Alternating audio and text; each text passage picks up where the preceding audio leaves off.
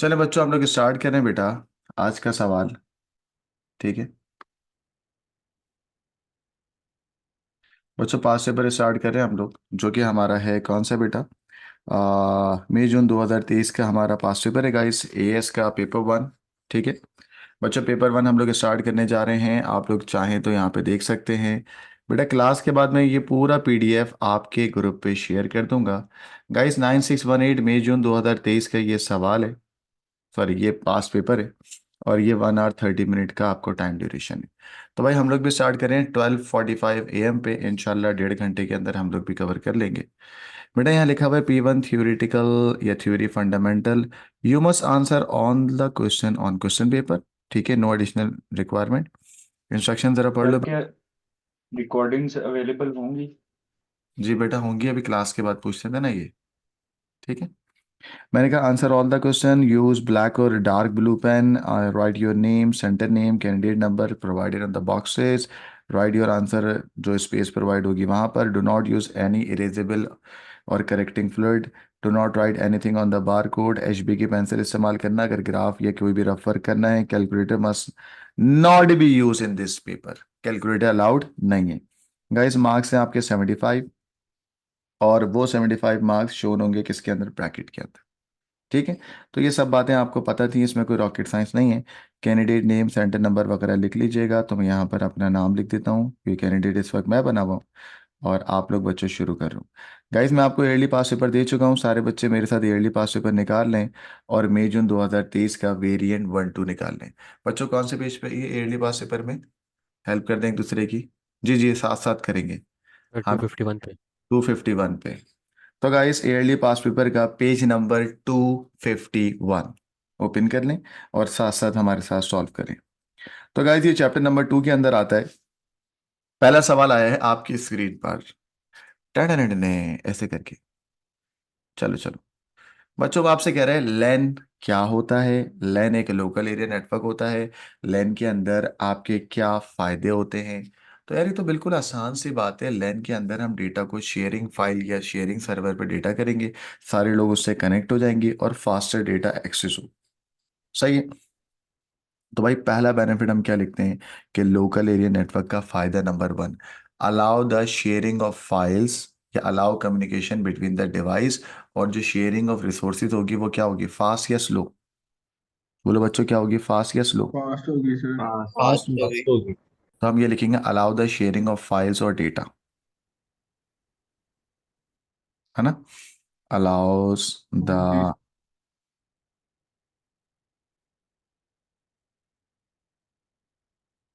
Okay. तो van में क्या ट्रांसफर स्लो होता है? स्लो होता है, इतनी आराम से शेयर नहीं होता ना, क्लाउड पे लगाना पड़ता है। ठीक है, यहाँ पे तो लोकली फाइल शेयर हो जाती है ना इजीली। जैसे बेटा आपने वो देखा है, फाइल शेयरिंग देखी है जो इंटरनेट वाले वेब सर्वर पे करते हैं। अगर आपके घर में कोई केबल नेट होगा तो उसकी जो शेयरिंग पीसी पे डेटा होगा, इधर देखो, ये तुम्हारा एक लैन का पीसी है, और ये भी तुम्हारा लैन का पीसी है। तो होगा क्या, अगर ये सब के सब एक लोकल एरिया नेटवर्क यानी कि राउटर से कनेक्ट होके, राउटर या स्विच से कह दूं, अगर ये स्विच या हब से कनेक्ट हैं या राउटर से कनेक्ट हैं, तो ये पूरा एक लैन बना रहे। तो इनके दरमियान जो डेटा एक्सेस होगा वो फास्ट होगा या स्लो होगा, बोलो। फास्ट फास्ट होगा होगा। सर। यार फास्ट तो आप सीएस गेम जब खेलते हो तो वो जो आपका नेटवर्क बना हुआ होता है वो लैन नेटवर्क होता है ना। जी ठीक है, जी सर। तो वही बात बता रहे हैं कि फाइल शेयरिंग आसान हो जाती है। Allow the sir sharing file, हाँ बोलो। सर कौन से ईयर का पेपर है? मई जून 2023 बेटा। आपके पास ईयरली पास पेपर हैं, हमने दिए थे ना आपको फुरकान। सर कब दिए थे? कब दिए थे, फुरकान को दिए थे भाई, बाकी बच्चों को नहीं पता। हमने बैग बना के दिया हुआ है, उस बैग के अंदर होगा guys page number 251, allows the sharing of file. Sir तो ये हमें कहीं से मिल सकते हैं? जी मैं बेटा मतलब जेल में। कहाँ पे हो आप, कहाँ रहते हो। जेल में। ठीक है, तो बेटा आपको मेरा असिस्टेंट आपके घर डिस्पैच करा देगा, आपके एरिया में डिस्पैच करा देगा। ठीक है, ठीक है। चलो, और आप मुझसे रिकॉर्डिंग भी ले लेना लेक्चर्स की। Allows the sharing of files और डेटा। ठीक है, ये एक पॉइंट हो गया। बच्चों इससे एक और काम भी होता है, मैं आपको डायग्राम भी बनाते जाऊंगा ताकि पीडीएफ लेक्चर के बाद पीडीएफ शेयर कर दूं। गाइस यहाँ पे देखिएगा, बच्चों एक बात आपसे ज़रा सुने। अगर लोकल एरिया नेटवर्क है और एक पीसी पे तो आप बैठे हुए, ठीक है, एक पीसी पे आपका एक और दोस्त बैठा हुआ है, this is user one and this is user two. तो guys user one user two के पास दो अलग अलग प्रिंटर लगे हुए हैं डेटा को प्रिंट करने के लिए। तो यार इन दोनों ने बोला यार ये बेवकूफ़ी नहीं है कि दोनों को अलग अलग प्रिंटर लगाना पड़े। तो सबने कहा यार तुम लोग एक काम करो, एक लैन नेटवर्क पे आ जाओ। राउटर ने लैन पे कनेक्ट करा दिया दोनों को, ठीक है, या स्विच या हब लगा हुआ है, ठीक है। राउटर से आप कंफ्यूज अगर होगे तो स्विच स्विच भी लगा सकता हूँ मैं, स्विच लगा लो। तो गाइस स्विच लगा हुआ है, ठीक है। स्विच के जरिए आप दोनों कनेक्ट हो गए, ठीक हो गया। और आपने स्विच की पोर्ट पे एक प्रिंटर लगा दिया, ठीक है, और प्रिंटर को लगा दिया शेयर्ड पे, शेयर्ड प्रिंटर, ठीक है बच्चों। अब स्विच से ये भी कनेक्ट है और ये भी कनेक्ट है। तो बच्चों बताओ अब यूजर टू क्या प्रिंटर से पे प्रिंट भेज सकता है या नहीं भेज सकता? बोलो। भेज सकता है। भेज सकता भेज है। सकते यूजर वन जो है वो प्रिंटर पे प्रिंट भेज सकता है, भेज सकता है। हजार यूजर अगर इस स्विच से कनेक्ट है तो सारे एक ही प्रिंटर इस्तेमाल कर सकते हैं।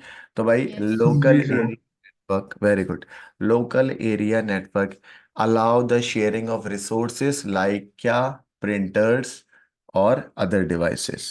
ठीक है बेटा, समझ आया ये बच्चों? क्रैकर चेक नहीं जी हुआ सर। वैसे। कैरेक्टरिस्टिक्स बेनिफिट्स ही तो बताने, फायदा बताया ना मैंने, फायदा, ठीक है। ज्यादा क्रैकर चेक लग रहा है as compare to benefit. Characteristics जो अच्छे वाले होंगे वही बेनिफिट होते हैं ना बेटा, ठीक है। Allows the sharing of resources,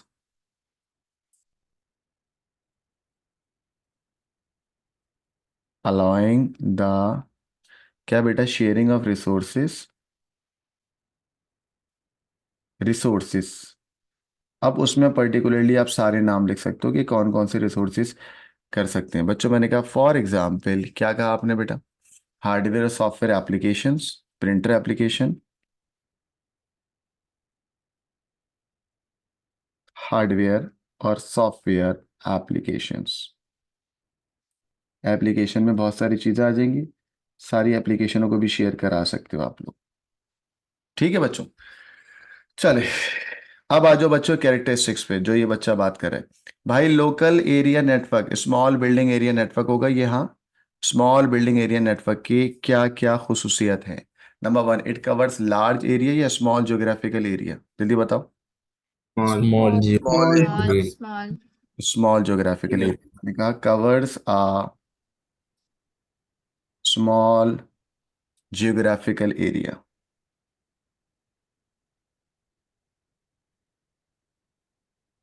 ठीक है। चलो बेटा दूसरा कैरेक्टरिस्टिक्स बताओ। प्राइवेट आईपी होती है। प्राइवेटाइज ऑर्गेनाइजेशन होगी, the infrastructure is private private. Network. हाँ प्राइवेटली ओन्ड होगा, ये थोड़ी हर कोई घुस जाएगा उसमें। प्राइवेट होगा ना, स्मॉल एरिया के अंदर है, तो ये जो इंफ्रास्ट्रक्चर होगा वो प्राइवेटली ओन्ड होगा, not controlled by external organization. It is a privately, यानी कि एक बिल्डिंग के अंदर जो नेटवर्क होगा बच्चों वो प्राइवेट होगा या एक्सटर्नली कंट्रोल होगा, जल्दी बताओ। प्राइवेट होगा प्राइवेट सर। होगा। तो प्राइवेट। इंफ्रास्ट्रक्चर इज प्राइवेट, सही है।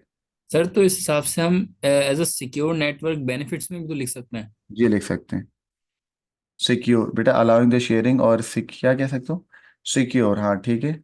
सिक्योर बेटा, सिक्योर का मसला आएगा। आप ये कह सकते हो सेंट्रल मैनेजमेंट इसमें इस्तेमाल होगी। जैसे ये प्रिंटर है ना, प्रिंटर सेंट्रल है, तो आप बेनिफिट में ये सेंट्रल मैनेजमेंट कर सकते हो। सिक्योर कैसे, कोई और बंदा आके घुस गया फिर, समझ आई? इंफ्रास्ट्रक्चर इज प्राइवेटली ओन्ड या private,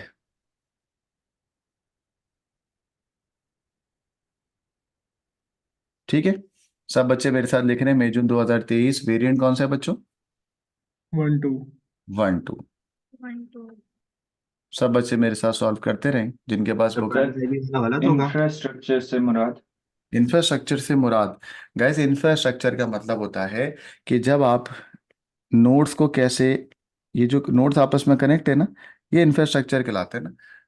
arrangement of the PCs, arrangement of the devices, इसको इंफ्रास्ट्रक्चर बोलेंगे।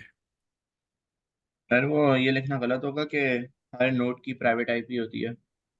हर नोड की प्राइवेट आईपी होती है, उससे लैन का क्या होगा, आपको बताना होगा कि वो जो डिवाइसेस हैं वो प्राइवेटली होंगी, वो इंटरनेट पे एक्सेसिबल नहीं होगी, ये बात आप बोल सकते हो। पूरे नेटवर्क की खुसूसियत बताओ ना।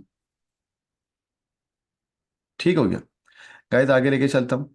कहता है one of the company office has one server and a four computer. Guys एक सर्वर है और चार कंप्यूटर है। हमने कहा ठीक हो गया भाई, one server and four computer in star topology. बच्चों आपको पता है स्टार के अंदर मेन बात क्या होती है, सारी चीजें किससे कनेक्ट होती है, सेंटर से। सेंट्रल सेंट्रल सर्वर से। ये तो सेंट्रल सेंट्रल, सर्वर। हाँ सेंट्रल मैनेजमेंट सर्वर होगा, है ना। और जी कितने कंप्यूटर होंगे लास्ट में, मतलब साइडों में कितने पीसीज होंगे, और कितनी आसान बात।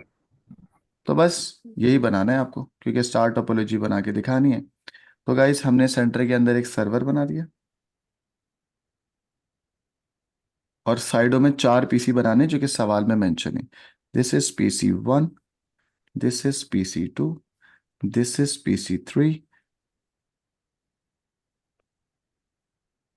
And this is PC four.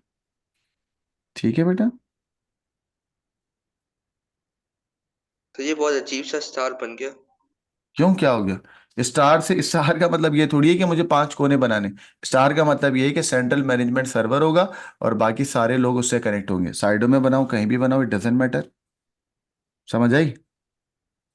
Ji sir. जैसे स्टार के कॉन्सेप्ट पे रहना है, मैं कोई तुम्हें आर्किटेक्चर थोड़ी हूँ जो मैं ये सब चीजें। सर हमें ऐसा प्यारा प्यारा तो नहीं ना बनाना, मतलब छोटे छोटे बॉक्सेस टाइप के तो कर सकते हैं।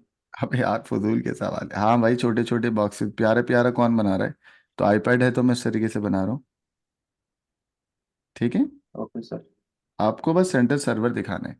चलो बताओ सेंटर में कौन आएगा, सर्वर। सर्वर। ठीक है, ये आ गया सर्वर। और यहाँ पर आएगा कंप्यूटर। यहाँ पे देखो फोर कंप्यूटर्स आर कनेक्टेड, तो बेटा computer one, computer two, computer three, computer four, है ना। सर स्टार टोपोलॉजी में चार से ज्यादा नहीं हो सकते? क्यों नहीं हो सकते, हजार हो सकते हैं यार, 10 हो ठीक सकते हो हैं। गया। ठीक है, उसने सवाल में जो मेंशन किया हुआ है वो।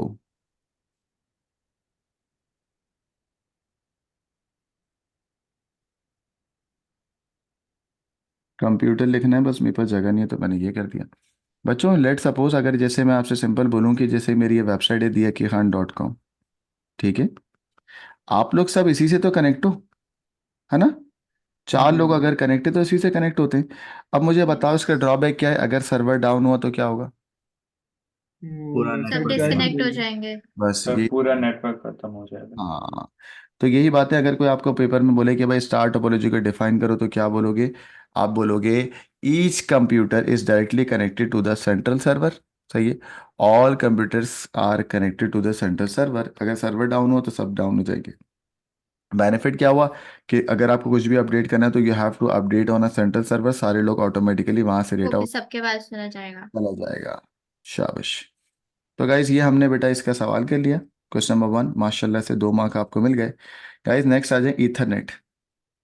भाई ईथरनेट क्या था, ब्लू कलर का वायर ना जो इंटरनेट का वायर होता है, जी बोला सर। है ना। ईथरनेट सबने जी देखा है। इंटरनेट जी। कनेक्शन। हाँ ब्लू कलर का वायर जिसको कैट 5 या कैट 6 के नाम से आप जानते हो। तो वो आपसे कह रहा है what is meant by Ethernet, और ईथरनेट के बारे में आपको बताना है। बेटा ईथरनेट मोस्टली जो है वो इंटरनेट प्रोटोकॉल है, ठीक है। और आपको ये भी बता दूं कि यूनिवर्सल वायर्ड नेटवर्क है, वायर है, सही है, डेटा ट्रांसमिशन के लिए इस्तेमाल होता है। ठीक है बेटा, इसके अंदर आपके पास एक रूल मैंने आपको पढ़ाया था, अगर आपको याद हो, कि अगर दो लोग सेम टाइम पे डेटा ट्रांसमिट करेंगे तो बीच में हो जाता है कोलिजन। बोलो क्या हो जाता है बेटा। कोलिजन। लीजर। कोलिजन होना अच्छी बात नहीं है, बुरी बात है। उस कोलिजन को अवॉइड करने के लिए आपके पास एक मेथड होता है, that is C S CSMACD। M A C D. CSMACD। शाबाश, वो भी डिस्कस करूंगा मैं। C S M A C D किस लिए होता है कि दो वायर, अगर ये एक ही वायर में अगर दो लोग सेम टाइम पे डेटा ट्रांसमिट करेंगे तो उनके दरमियान हो जाएगा कोलिजन, और कोलिजन को अवॉइड करने के लिए हम यूज करेंगे carrier sense multiple access collision detection. बच्चों C S M A C D stand for carrier sense multiple access collision detection. ठीक है, और जब कोलिजन डिटेक्शन हो जाएगी तो वह आपको बोलेगा कि भाई दोनों सेम टाइम पे बात नहीं करो, दोनों अगर डेटा को सेंड कर रहे हो तो आप रैंडम टाइम डिसाइड करो। ठीक है, और रैंडम टाइम डिसाइड करो और डेटा को परफेक्टली एक जगह से दूसरी जगह पे पहुंचाओ, कोई कोलिजन होने नहीं देगा। ठीक है। तो गाइस कोई अगर आपसे पूछे इथरनेट क्या होता है तो आप बोलोगे डेटा ट्रांसमिशन करने का वायर है ना भाई? डेटा ट्रांसमिशन करने का क्या है बेटा? वायर है। ठीक है। एक अगर कोई आपसे और पूछे तो यार इसका नाम इथरनेट क्यों है, तो आप बोलोगे यार ये एक प्रोटोकॉल है, ये एक तरीका है, एक स्टैंडर्ड है। तो point number 1, it is a protocol. Sir हम ये पॉइंट्स में लिख सकते हैं या फिर जरूरी है कि पैराग्राफिंग ही करनी है? यार ज्यादा अच्छा होता है वैसे पैराग्राफ कर दो, लेकिन मैं पॉइंट में क्यों लिख रहा हूँ वो भी सुन लो, या पैराग्राफ में लिखूं? पॉइंट में लिखूंगा तो तुम लोगों को बाद में याद भी रहेगा, पैराग्राफ में लिखूंगा मिक्स कर दोगे। पॉइंट्स में लिख रहे हैं सर। पॉइंट्स में लिखते मैं पॉइंट में लिखूंगा तो आप लोग फौरन से इसको सर कैचअप कर पाओगे। हाँ हैं। ये जो इथरनेट का प्रोटोकॉल ये IEEE ने किया। जी, वेरी गुड। बेटा ये हमने आपको पढ़ाया है या बच्चों को पढ़ाया होगा चैप्टर 2 के अंदर, IEEE जो है वो सारे प्रोटोकॉल को डिफाइन करता है, ताकि कोई भी नया स्टैंडर्ड आएगा तो वो IEEE ऑर्गेनाइजेशन है, वो ऑर्गेनाइजेशन इस प्रोटोकॉल को डिफाइन करेगा। ठीक है। सर पेज नंबर कौन सा? पेज नंबर भाई इसको बता दो यार। 253। 252 252 of yearly pass paper P1। तो 53 गाइस सॉरी। हमने कहा 253, गाइस हमने कहा ये एक सिक्योरिटी प्रोटोकॉल है जो data transmission over universal wire, data transmission के लिए इस्तेमाल होगा ना। तो पॉइंट नंबर 2, बच्चों मैं पॉइंट में लिख रहा हूँ ताकि आपको याद रहे, या पैराग्राफ में लिख दूँ? पॉइंट में लिख रहे हैं पॉइंट्स में लिखते हैं। पॉइंट्स में लिख दें। ताकि आप लोगों को याद रहे ना, वरना आप मिक्सअप कर दोगे। फॉर डेटा ट्रांसमिशन ओवर, बेटा ये वायर होता है वायरलेस होता है? बोलो। वाइड। वायर होगा सर। वाइड। हाँ, ओवर यूनिवर्सल लिख रहा हूँ, जिसको तुम केबल भी कह सकते हो, ओवर यूनिवर्सल और केबल वायर। ठीक है, केबल वाइड नेटवर्क। ठीक है बच्चों, वाइड नेटवर्क कनेक्शन। चलें बच्चों, पॉइंट नंबर 3। बच्चों इसमें अगर दो, मतलब पॉइंट ए से भी ट्रैफिक आ रहा है, पॉइंट बी से भी आ रहा है, तो बीच में क्या होगा? कोलिजन। और कोलिजन को रिमूव करने के लिए कौन होता है? बोलो, कौन आएगा? ये CSMACD। CSMACD। ठीक है, जी सर। CSMACD। बाकी एब्रीवेशन खोल देगा। डेटा जो ट्रांसमिट होगा बेटा वो फ्रेम्स में होगा, और हर फ्रेम में सोर्स डेस्टिनेशन होगा। और पॉइंट नंबर 4, डेटा ट्रांसमिट इन frames.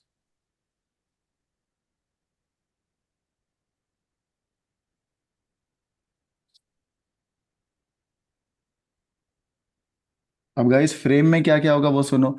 Source destination, receivers destination और एरर चेकिंग मेथड। बच्चों बताओ फ्रेम्स में क्या क्या होगा, जल्दी बताओ। Source destination error checking method और एक और चीज है। सोर्स डेस्टिनेशन कौन भेज रहा है? वो सोर्स, और जहां भेज रहा हूं वो उसका नाम होगा डेस्टिनेशन। मीडियन। हाँ मीडियम, तो मीडियम, अबे मीडियम तो ये खुद हुआ ना। सही है। सोर्स डेस्टिनेशन, सोर्स और डेस्टिनेशन का IP और मैक, है ना भाई? जी sir. And error checking method, कि कोई मसला तो नहीं है?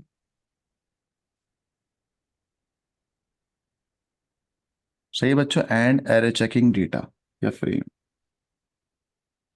सही है बच्चों, ये आपका इथरनेट हो गया। कोई सवाल तो नहीं है इथरनेट से रिलेटेड? क्या मैं आगे बढ़ूं? जी सर।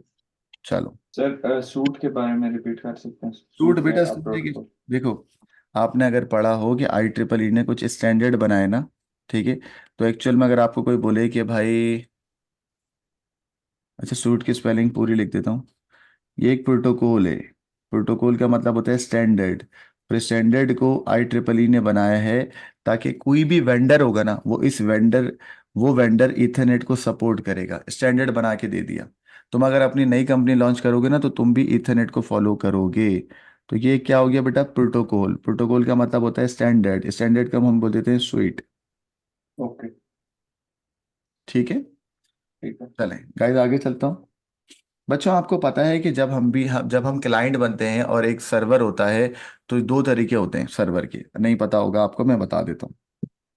गाइस रफ वर्क इसी पे कर रहा हूँ ताकि आप लोग इजीली जब मैं पास पेपर शेयर करूंगा so you guys can easily see the lectures.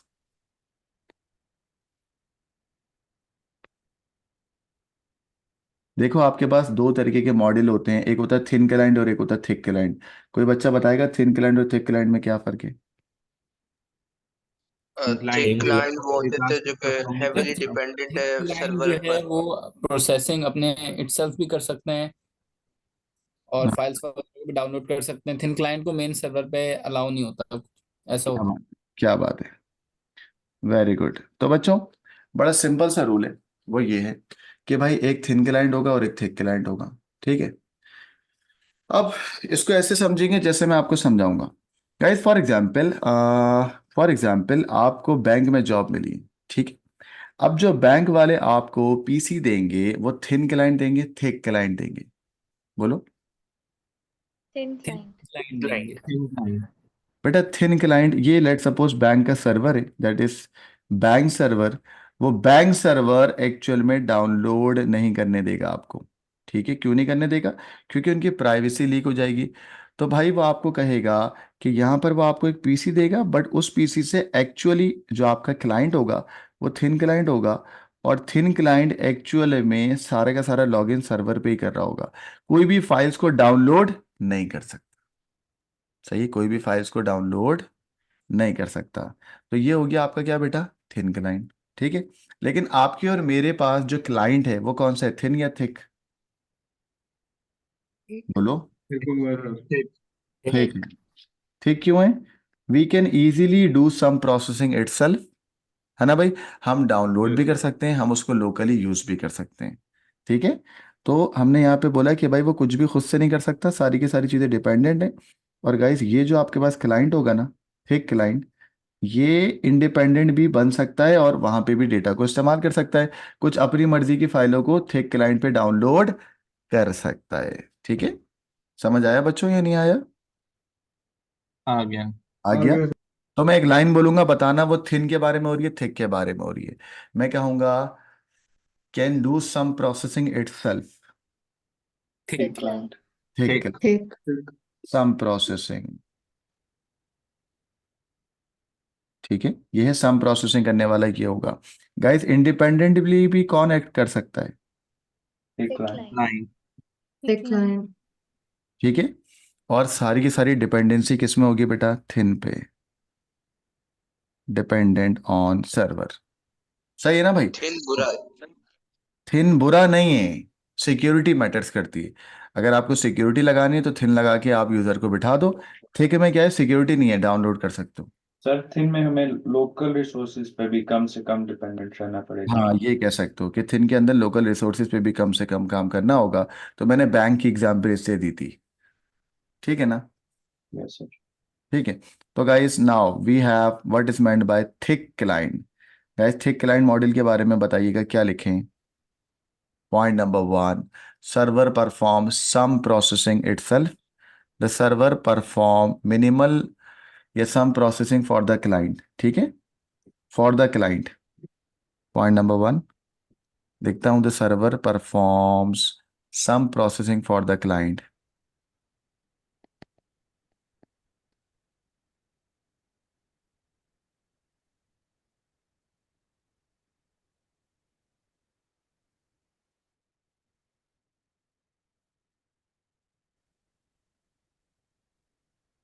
For client, क्योंकि क्लाइंट खुद ही कर लेते हैं, है ना भाई। For client. जी सर। बच्चों क्लाइंट इंडिपेंडेंट किस में होता है? Thick line. थिक में। तो थिक के बारे में बात हो रही है ना, तो इसके बारे में अंग्रेजी बताओ, क्या लिखूंगा? बोलो। और class. does not heavily relies on server. ये ज्यादा अच्छा नहीं होगा, रिलाय तो वो कर रहा है, can independent. Work Heavy even during हाँ, इंडिपेंडेंट है। ब्रेकडाउन।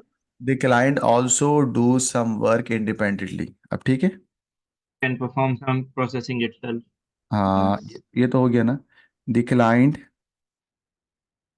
क्या बोलूं, ऑल्सो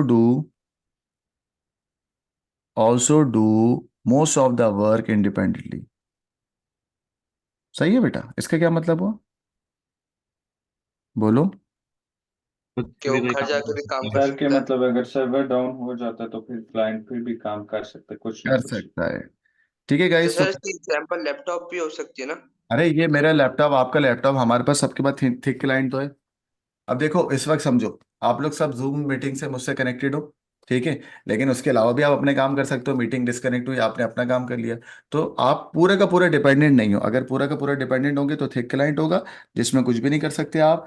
और थिक के अंदर can do some processing itself, और वर्क मतलब मोस्ट ऑफ देयर वर्क खुद से भी कर सकते हो, लोकली भी कर सकते हो, इंडिपेंडेंटली भी कर सकते हो। ठीक है ना। मुझे उम्मीद है कि आपको समझ आ गया है। गाइस मैं आगे चल रहा हूँ, पेज नंबर 4 खाली दिया हुआ है आपको। ओ माशाल्लाह, डीबीएमएस जो आजकल हमारा चैप्टर चल रहा है, क्या बात है गाइस। डेटाबेस मैनेजमेंट सिस्टम, और सारे बच्चे मई जून 2023 के सर एक अंदर। बार ऊपर कर दे। अरे भाई पूरा पीडीएफ आ जाएगा ना आपकी, उसमें क्या टेंशन है। सर साथ साथ कर रहा हूँ। ओके, कर लें चले। कर ले सर, हो गया। कर लें बेटा। बेटा डेटाबेस का मैं आपको अभी करवा रहा था लेक्चर, उसी के अंदर हमारे पास कुछ कॉन्सेप्ट आ रहे हैं। कौन से पेज पे चल रहे हैं हम लोग ये। 254। 254। गाइस डेटा डिक्शनरी क्या करता है, उर्दू में बताएगा। Store data about the data. Meta data होता है, जिस तरह डेटा की इंफॉर्मेशन स्टोर होता है। तो गाइस इसके बारे में मैं क्या लिखूंगा, store data about the database, है ना। जी सर। जी। डेटा अबाउट डेटाबेस, ये एक पॉइंट हो गया। और भी हो सकता है, data about the structure of database, बात वही है, या मैटर डेटा फॉर डेटाबेस। ठीक है।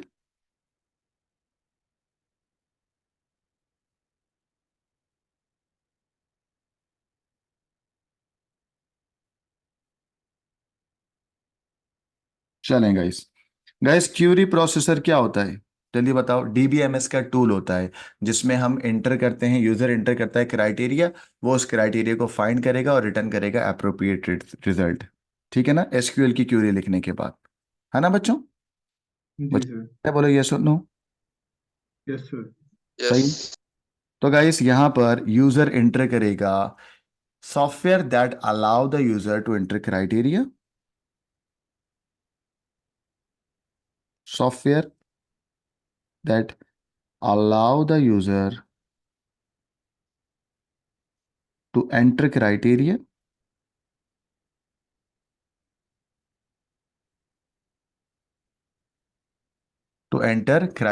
then finds and return the appropriate result.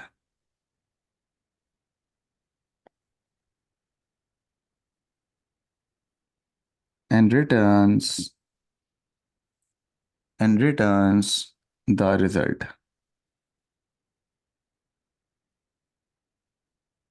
चलो बच्चों, ओहो बच्चों अभी पढ़ाया था मैंने, model of database. Guys model of database not specific to one DBMS.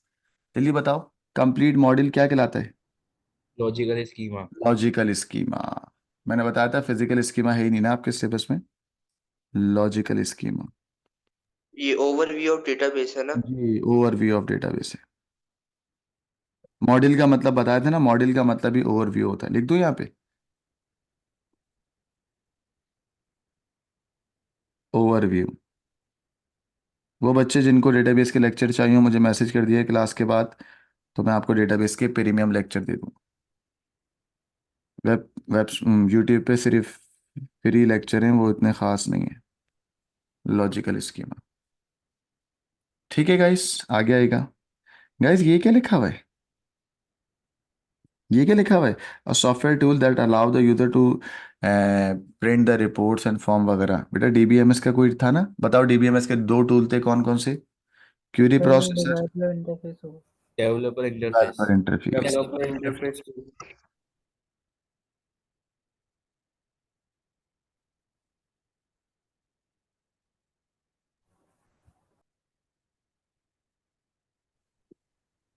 ठीक है बच्चों, इसका स्क्रीनशॉट ले लें, शाबाश, क्या बात है। बच्चों डीबीएमएस का तो अभी हमारा चैप्टर भी चल रहा है, तो उसके अंदर हमने रिलेशन डेटाबेस को डिस्कस करा है। कोई बच्चा बताएगा रिलेशन डेटाबेस क्या होता है, जल्दी बताएं। अभी सवाल पे जाने से पहले पूछता हूँ, रिलेशन डेटाबेस क्या है?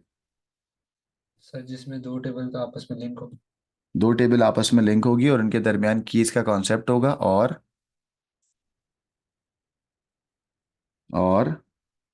बस ये होगा। और भी तो होगा, रेफरेंशियल इंटीग्रिटी की बात करो। लेक्चर दिखाऊं आपको? अभी हमने पढ़ा था बच्चों ये, याद आ रहा है? जी सर। तो गाइस अगर तारीफ करनी होगी तो कैसे तारीफ करोगे रिलेशन डेटाबेस की? ये रही, ये मेरा प्रीमियम लेक्चर है जो मैंने सर आप डाटा रिडंडेंसी को रिड्यूस करता है, रिपीटेड डाटा नहीं हम्म, होता। सही है गाइस, ये सब बातें ना चेक कर लो कि रिड्यूस डेटा रिडंडेंसी। अगर आपको अपडेट करना होगा तो एक ही दफ़ा अपडेट करोगे, कॉम्प्लेक्स क्यूरी इजीली सॉल्व हो जाएगी, फील्ड कैन बी ये ऐड होगा बड़ा आसानी से। ठीक है गाइस, रेफरेंशियल इंटीग्रिटी क्या थी, कोई बच्चा बताएगा? सिक्योरिटी इम्प्रूव हो जाएगी। सही है। ये देखो गाइस, ये भी रेफरेंशियल इंटीग्रिटी की स्लाइड खोल दी है मैंने। रेफरेंशियल इंटीग्रिटी क्या थी, जल्दी बताएगा?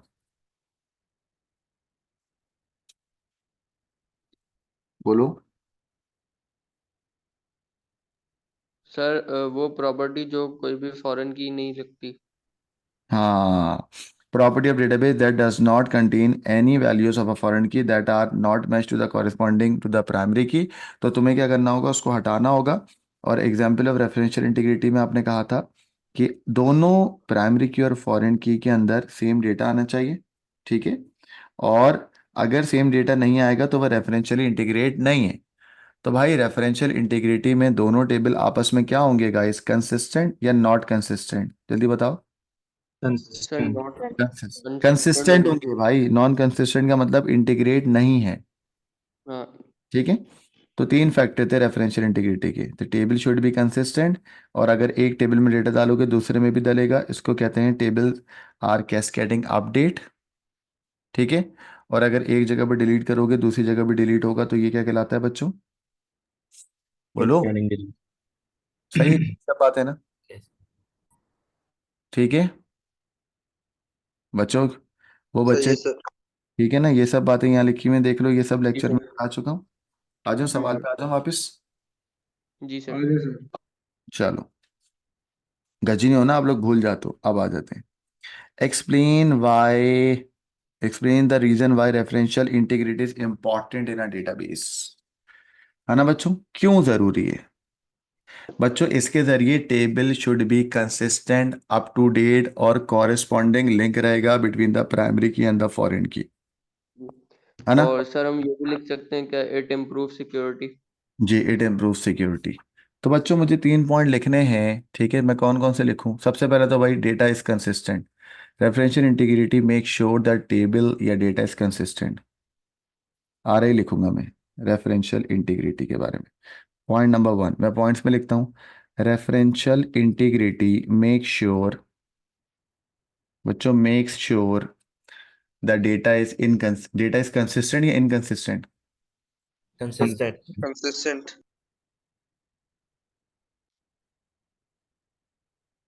Data is consistent. हमजा बेटा आप बताओगे what is consistent data?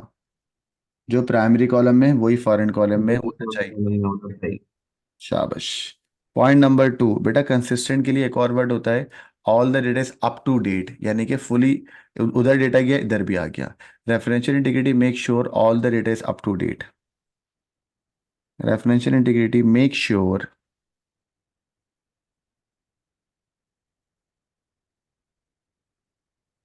all the data is up to date। ठीक है बेटा, सारा का सारा डेटा क्या होगा, अप टू डेट होगा।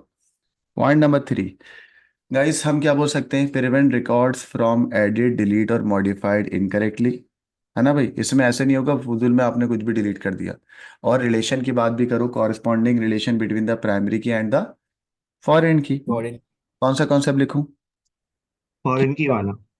Are I ensure that every foreign की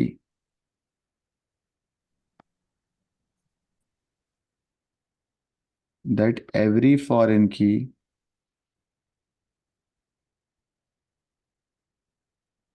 आर इंश्योर करेगा कि जो भी फॉरेन की है उस वो इंटीग्रेट हुई हुई है, लिंक हुई हुई है कॉरेस्पॉन्डिंग हैज Corresponding primary. हाँ कॉरेस्पॉन्डिंग प्राइमरी की।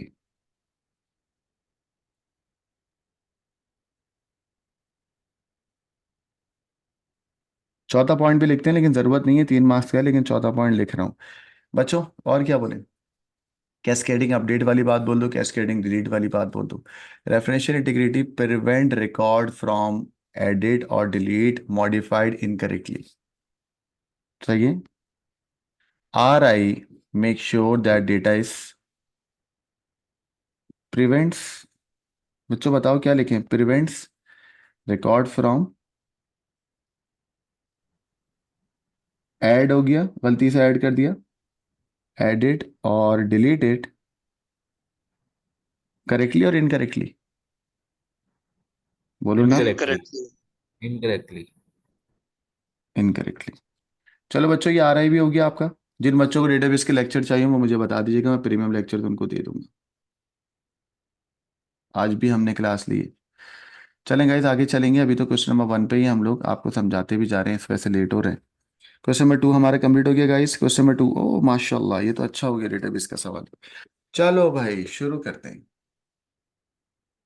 क्या कह रहे हैं बच्चों? एक डेटाबेस है उसका नाम है लेसन्स। ठीक है बेटा, लेसन के अंदर क्या हो रहा है चेक करिएगा।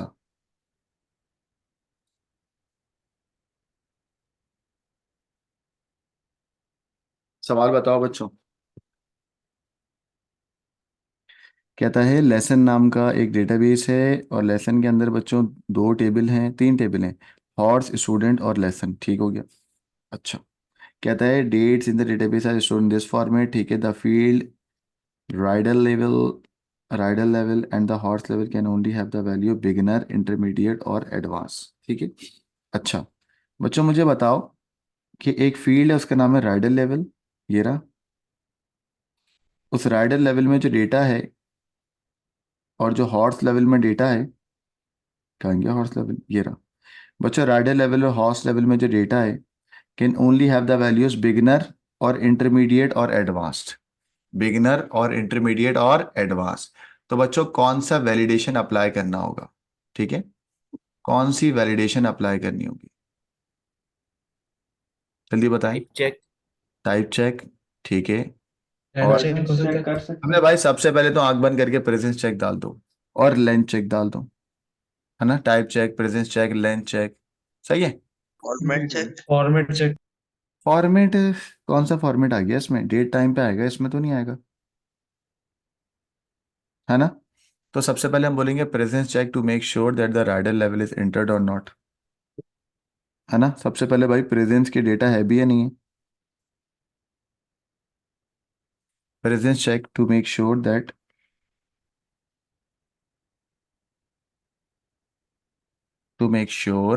That rider level is entered or not.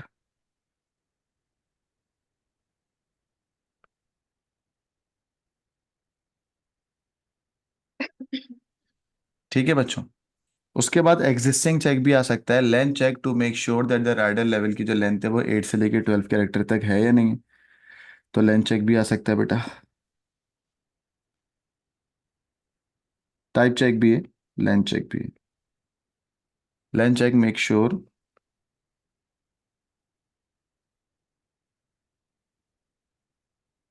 Length check क्या होता है बच्चों जल्दी बताओ। एक रेंज दे देते हैं कि इस रेंज पर आप मैक्सिमम कैरेक्टर डेटा लिख चेक सकते हैं. Number number of of, number of characters check करते कैरेक्टर्स हैं। चेक करते हैं। सही है, नंबर ऑफ कैरेक्टर्स की लेंथ। तो हम क्या बोलेंगे? Length check to make sure that the rider level is entered 8 से लेकर 12 तक कैरेक्टर, है ना। To make sure that rider level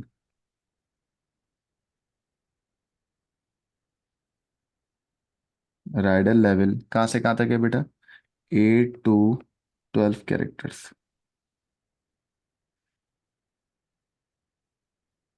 ठीक है बच्चों। सर ये 8 to 12 क्यों लिखा है लाजमी? वेरी गुड, चेक करो। बेटा यहाँ पे देखो कितने, 1 2 3 4 5 6 7 8, ठीक है। और इंटरमीडिएट में कितने होते हैं? 12। 12। आगे समझ में लड़के? लड़के समझ अच्छा। आया क्या? जी जी। ठीक हो गया। गाइस अब आ जाते हैं भाई एसक्यूएल स्क्रिप्ट करने। ओ माशाल्लाह बच्चों, मैं एक आपको ट्रिक बताऊं। जब भी रिटर्न लिखा होगा ना, रिटर्न, तो याद रखना सिलेक्ट फ्रॉम वेयर वाला केस होगा। बोलो कौन सा होगा? बोलो। Select Select from from where. Select from where? जब भी रिटर्न लिखा होगा समझ जाना select from where, order by या ग्रुप बाय वाला चक्कर है। ठीक है ना? तो यहाँ पर सिलेक्ट फ्रॉम वेयर वाला ही केस नजर आ रहा है मुझे। आइए जरा चेक करते हैं बेटा। गाइस मुझे बताओ डेटाबेस का नाम क्या है? बोलो डेटाबेस का नाम क्या लेसन। है? लेसन। Lessons. ठीक है। गाइस सवाल में कॉलम आता है, सिलेक्ट के बाद आता है कॉलम, फ्रॉम के बाद आता है टेबल, ठीक है। और वेयर में आती है कंडीशन। वो बच्चे जिनको नहीं पता बता दूं कि जब भी रिटर्न वर्ड आएगा तो एक केस होता है सिलेक्ट फ्रॉम वेयर, ठीक है। सिर्फ समझाते हुए कर रहा हूँ। सिलेक्ट करते हैं उन कॉलम्स को या उन एट्रीब्यूट को जिसमें तुम्हें सिलेक्ट करना होगा। फ्रॉम के बाद आता है टेबल का नाम, डेटाबेस का नाम नहीं, टेबल का नाम, ठीक है। और वेयर में आती है कंडीशन जो कि तुम्हें अप्लाई करनी होगी, ठीक है। और अगर दो कंडीशन होगी और बीच में या होगा तो बीच में और आ जाएगा। गॉट इट बच्चों? तो जरा बताएं सिलेक्ट के बाद क्या आती है बेटा? Columns. Columns columns. and table. और फ्रॉम के बाद आता है टेबल, Table. टेबल। ठीक है। और वेयर के बाद आती है Condition. कंडीशन। मल्टीपल कंडीशन होगी तो और या एंड का इस्तेमाल करेंगे। सिलेक्ट फ्रॉम वेयर में यही लिखे रहने देता हूँ ताकि आपको प्रॉब्लम ना हो। कई सवाल में लिखा हुआ है कि ना you have to return the names of all the horses that have the horse level. अच्छा हॉर्स लेवल क्या होगा? या तो बोलो हॉर्स लेवल क्या होगा? या तो intermediate. Intermediate or beginner. Beginner. ठीक हो गया। बच्चों name of all the horses, name of all the horses. Horses. आइए चेक करते हैं भाई हॉर्सेस का नाम कहाँ पर है? हॉर्स नाम के टेबल में। Horseman. हॉर्स की नाम टेबल Horseman. में।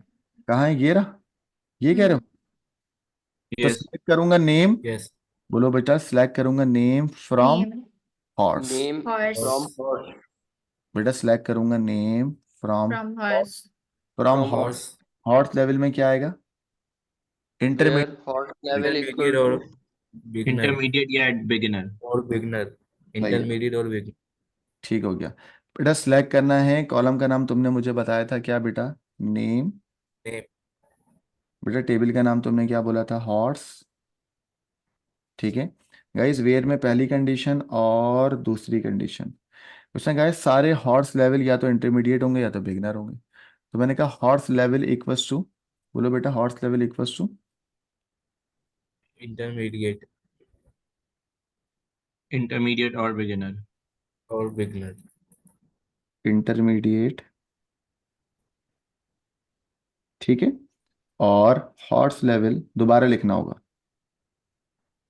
Horse level equals to double inverted comma में बिगिनर्स, ठीक है। आखिर में कॉलन। बोलो बच्चों डन। सही है बच्चों, कोई मसला तो नहीं है? No sir. चलें ये हो गई एसक्यूएल का सवाल मई जून 2023 का। ठीक है, वो बच्चे जो मेरे साथ कर रहे हैं करते रहें। जिन बच्चों के पास बुक नहीं है मैं ये पीडीएफ उस पर शेयर कर दूंगा।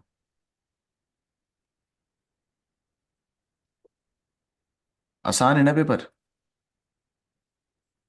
जी सर। बस लेंदी है बहुत ज्यादा। नहीं नहीं, खुद करोगे 2 मिनट में हो जाएगा पेपर। आ जाए बच्चों, ये एक सवाल आता है आपके पास। Sir hmm. ऊपर horse level before horse level you added speech marks और के बाद व्हाई यहाँ पे बेटा ये या हॉर्स बेटा जब लेवल हॉर्स, और हॉर्स लेवल इक्वल्स हम्म, बिगिनर आगे आगे ओहो हो ये थोड़ी स्पीच आएगा। मार्क्स क्यों ऐड किए हैं no no no no no, यहाँ पे नहीं आएगा। Speech mark should okay be like this, sorry.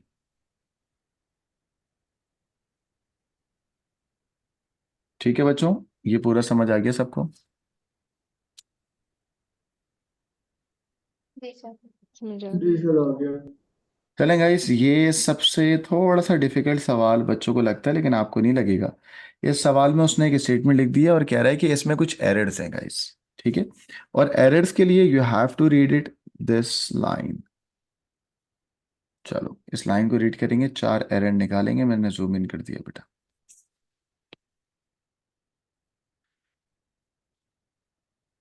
Guys सवाल में फिर रिटर्न करना है, तो हमने कहा यार जब भी मैं रिटर्न करता हूँ तो नंबर ऑफ राइडर्स को रिटर्न करना है that have their rider level.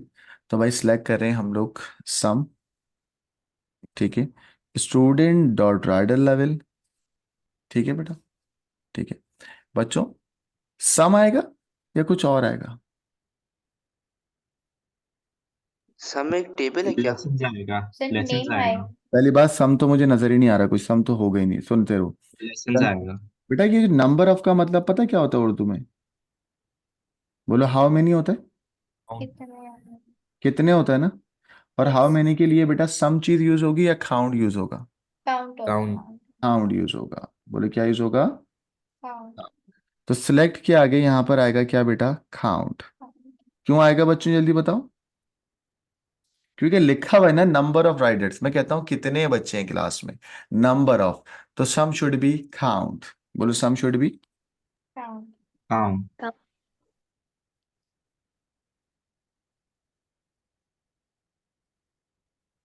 एक बात हो गई गाइस।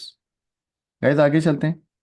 लिखा हुआ है that have the rider level, ठीक हो गया, beginners and have a lesson book on this date. ठीक है बेटा, तो बच्चों मुझे बताओ आगे क्या गलती लग रही है?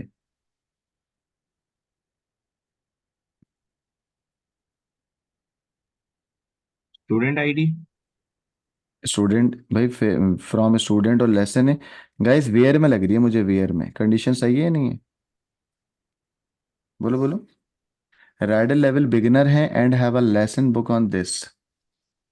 हाँ बोलो क्या होगी? वेयर स्टूडेंट के अंदर स्टूडेंट आईडी। बेटा ये अजीब सी नहीं लग रही है आपको? देखने में अजीब सी लग रही है। गलत है ये वाली। हाँ तो कैसे लिखे? गलत है। करेक्शन बताओ। Where rider level equals to भाई बिगनर। यहाँ पे, हाँ यहाँ पे टेबल भी तो आएगा। क्या लिखे मैं? Where student dot student ID equal to lesson dot student ID. अभी देखते रहना। वेयर स्टूडेंट टेबल के अंदर है ना। अब आप बोलोगे सर टेबल दिखा दें, ये देखो बेटा, स्टूडेंट आईडी किस किस टेबल के अंदर है? जल्दी बताओ। स्टूडेंट में। स्टूडेंट। और लेसन के अंदर भी स्टूडेंट आईडी है, बोलो हाँ या ना। यस। तो हम यस। क्या बोलेंगे? वेयर, देखते रहना अभी, where student dot student ID is equal to lesson dot student ID. सही है? क्या बोलेंगे बेटा? Where student dot student ID equals to lesson plus two dot lesson student. Dot student ID. क्यों? जरा सवाल देखें, सवाल में क्या लिखा हुआ है? That have the rider level beginners and have a lesson book on this. तो भाई दोनों के लिए मुझे कंडीशन लगानी होगी ना, डेट बाद में आएगी। मैं यहाँ पे लगाऊंगा वेयर, देखो स्टूडेंट आईडी यहाँ पर और स्टूडेंट आईडी यहाँ पे, हम बोलेंगे भाई ये दोनों आईडिया नहीं है, दोनों आईडिया दो अलग अलग जगह पे, एक स्टूडेंट की स्टूडेंट आईडी और लेसन की स्टूडेंट आईडी अगर बराबर हो। ठीक है बच्चों, तो मैं यहाँ क्या लिखूंगा जल्दी बताओ? टेबल का नाम है स्टूडेंट, स्टूडेंट की स्टूडेंट आईडी स्मॉल में आएगी। गाइस अगर बराबर हो किसके? लेसन की स्टूडेंट आईडी में, कैपिटल में आएगा लेसन, टेबल का नाम कैपिटल में आएगा, लेसन की डॉट स्मॉल में स्टूडेंट आईडी। बच्चों अगर ये दोनों बराबर आ गया, ठीक है, तो आपको डेट अप्लाई करनी है। बच्चों जब आपको डेट अप्लाई करनी है तो मुझे बताओ, मुझे ज़रा सिंपल से बताना, that have the rider level beginner and have a lesson book on this. बच्चों ज़रा सोच के बताना, बीच में एंड आएगा या और आएगा डेट के दरमियान?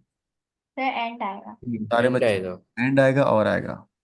एंड। एंड आएगा। और डेट भी एंड सही आएगा। लिखी हुई है तो भाई, और हम बोलेंगे और ऑप्शन थोड़ी है।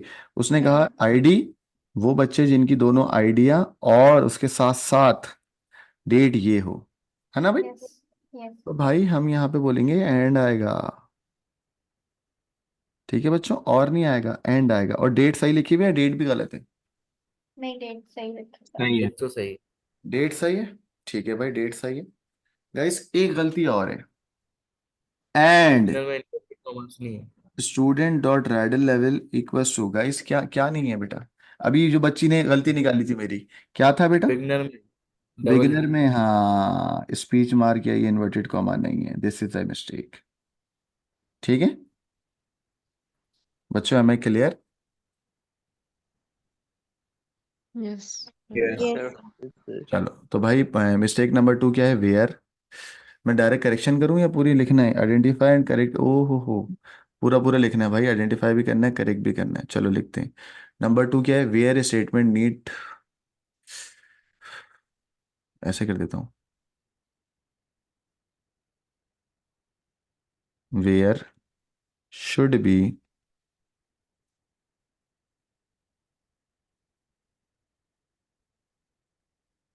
वेयर स्टेटमेंट शुड बी क्या होना चाहिए वो लिख देता हूँ।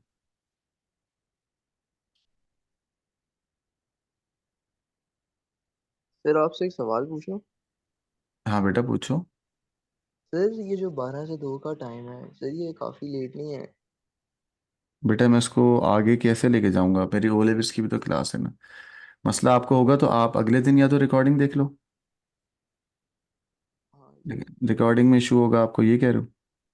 नहीं सर, वो वैसे ही कि मतलब हाँ, वैसे थोड़ा सा उसमें भी हो सकता है रिकॉर्डिंग में। सर उसमें रात को 12 से 2 बस देखे ना, अगर रोजा रख के सारा दिन जाके बंदा थोड़ा सा सोता है इस टाइम, तो वो फिर इसलिए मैं कह हम्म। रहा था। फ्राइडे सैटरडे को हम टाइमिंग थोड़ा बहुत आगे पीछे कर सकते हैं। असल में बाकी दिन ना मेरी बिल्कुल पैक्ड क्लास होती है, हाँ तो नहीं उस नहीं सर, ठीक है, अंडरस्टैंड। तो और ये दूसरा सर टाइमिंग, ये कि जी जी सर, बात करें। असल में कराची के जो लड़के हैं ना, ये इन लोगों ने रखा है, तो सर अभी लो हो रही है अगर। ये लोग जागते रहते हैं सारे, इस वजह सर से। टाइमिंग ठीक है आपकी।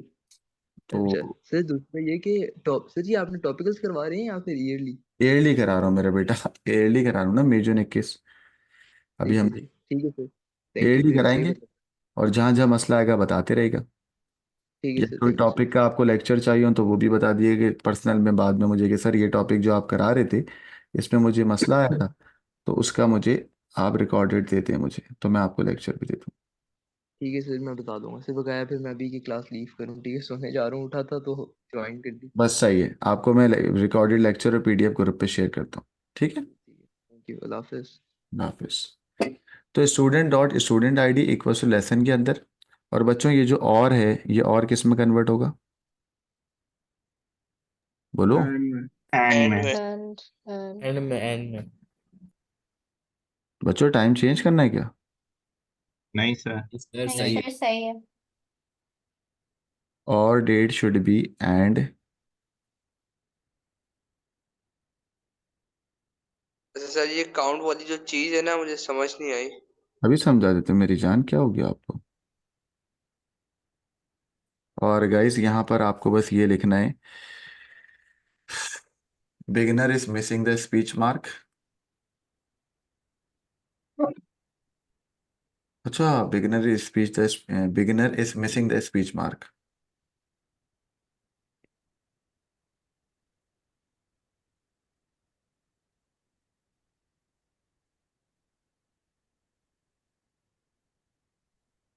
सर इसके पास A2 होगी? अभी देखते हैं महक। ठीक है सर।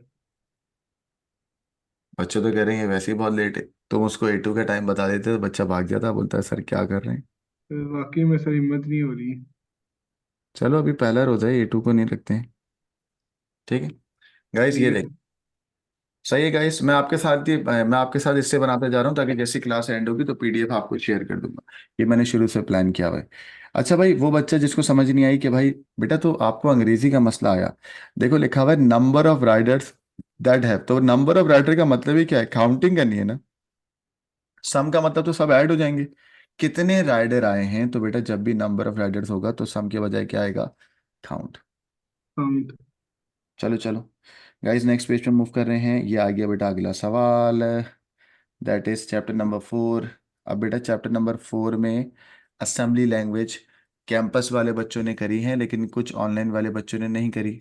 ठीक है, तो याद रखिएगा, इसको मैं ऐसे समझा देता हूँ कि देखो दो तरीके के आपके पास होते हैं, क्या बेटा? असेंबलर।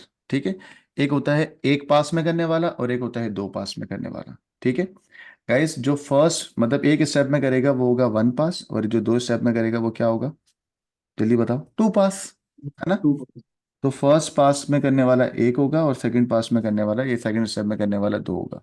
ठीक है बेटा, सारा मेन काम पता है कौन करता है, फर्स्ट पास। मैं बताता हूँ फर्स्ट पास क्या क्या करता है। ये सब असेंबलर की बात हो रही है, ठीक है।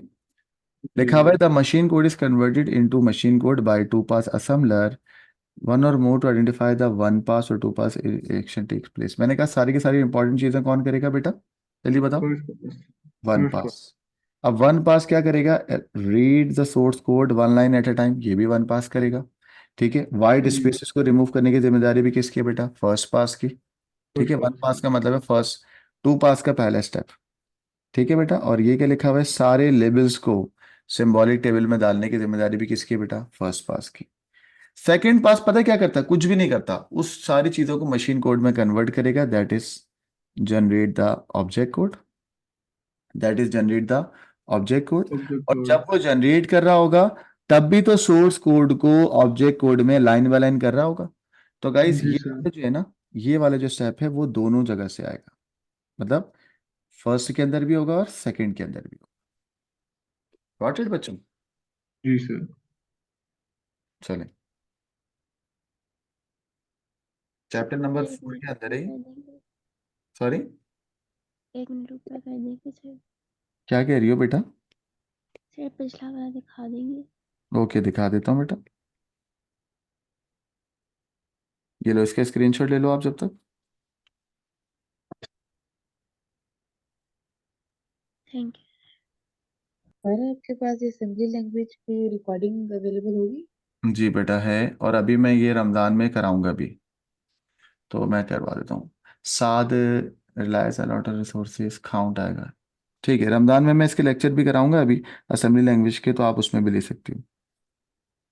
चलो बेटा, असेंबली लैंग्वेज के अंदर एक और आ रहा है बेटा। असेंबली लैंग्वेज के अंदर हमारे पास एड्रेसिंग होती है, कुछ होती है डायरेक्ट एड्रेसिंग, इनडायरेक्ट एड्रेसिंग, ठीक है, इमीडिएट एड्रेसिंग। याद आ रहा है बेटा।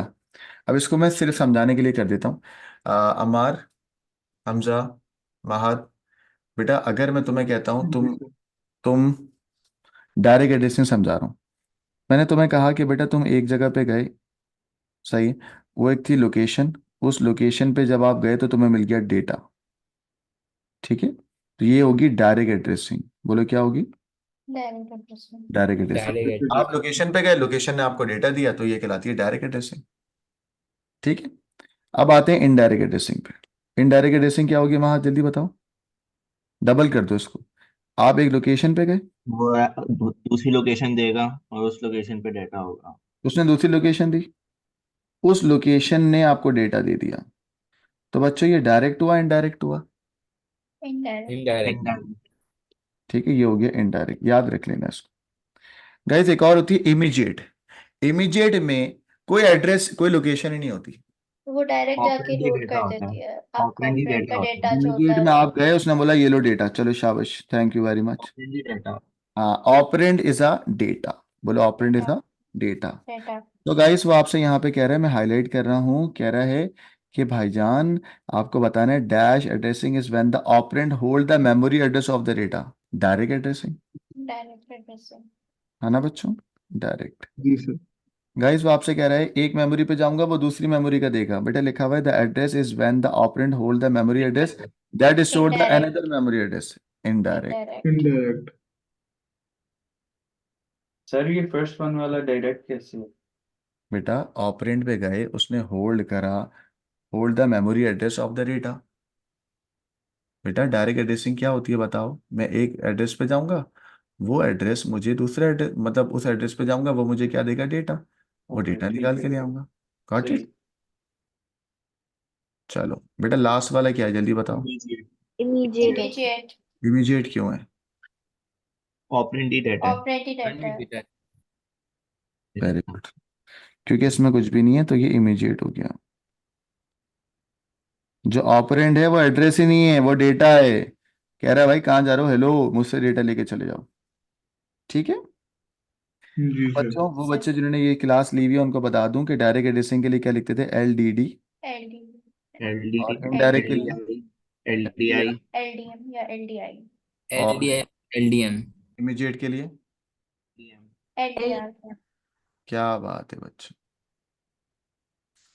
यहाँ तक कोई मसला है? नहीं no sir. Sir. No sir, clear.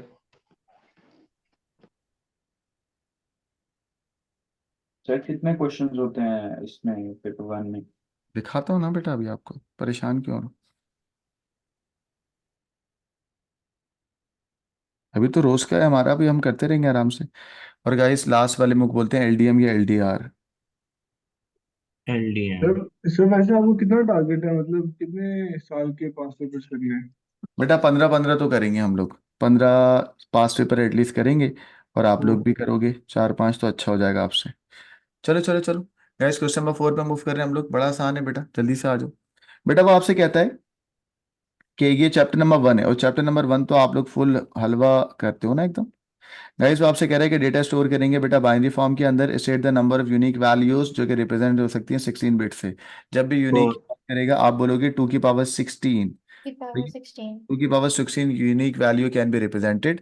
और अगर कैलकुलेटर में वैल्यू डालोगे या एग्जाम में अगर आपको पता हो तो आप इसका आंसर भी लिख सकते हो। लेकिन अगर आप कहते हो सर मैं कैसे लिखूंगा, तो झाइल अगर 2 की पावर 16 लिखेगा तब भी आंसर तुझे मिल जाएगा। ठीक है गाइस, वो आपसे कह रहा है 120 है, 120 का 8 बिट निकालना है वंस कॉम्प्लीमेंट में। तो भाई बहुत सारी चीज़ें हैं, मैं अपने मेथड से कराता हूँ। -120 है तो मैंने आपको हमेशा कैसे कराया कि +120 लिखो और उस 120 को वो करके। टेबल 8 करके बिट और करो। फिर माइनस हाँ। करना। चलो चलो शाबाश बेटा, जल्दी से कराओ, मुझे सर करवाओ। वो वाला तरीका ज्यादा ठीक नहीं है, -128 वाला?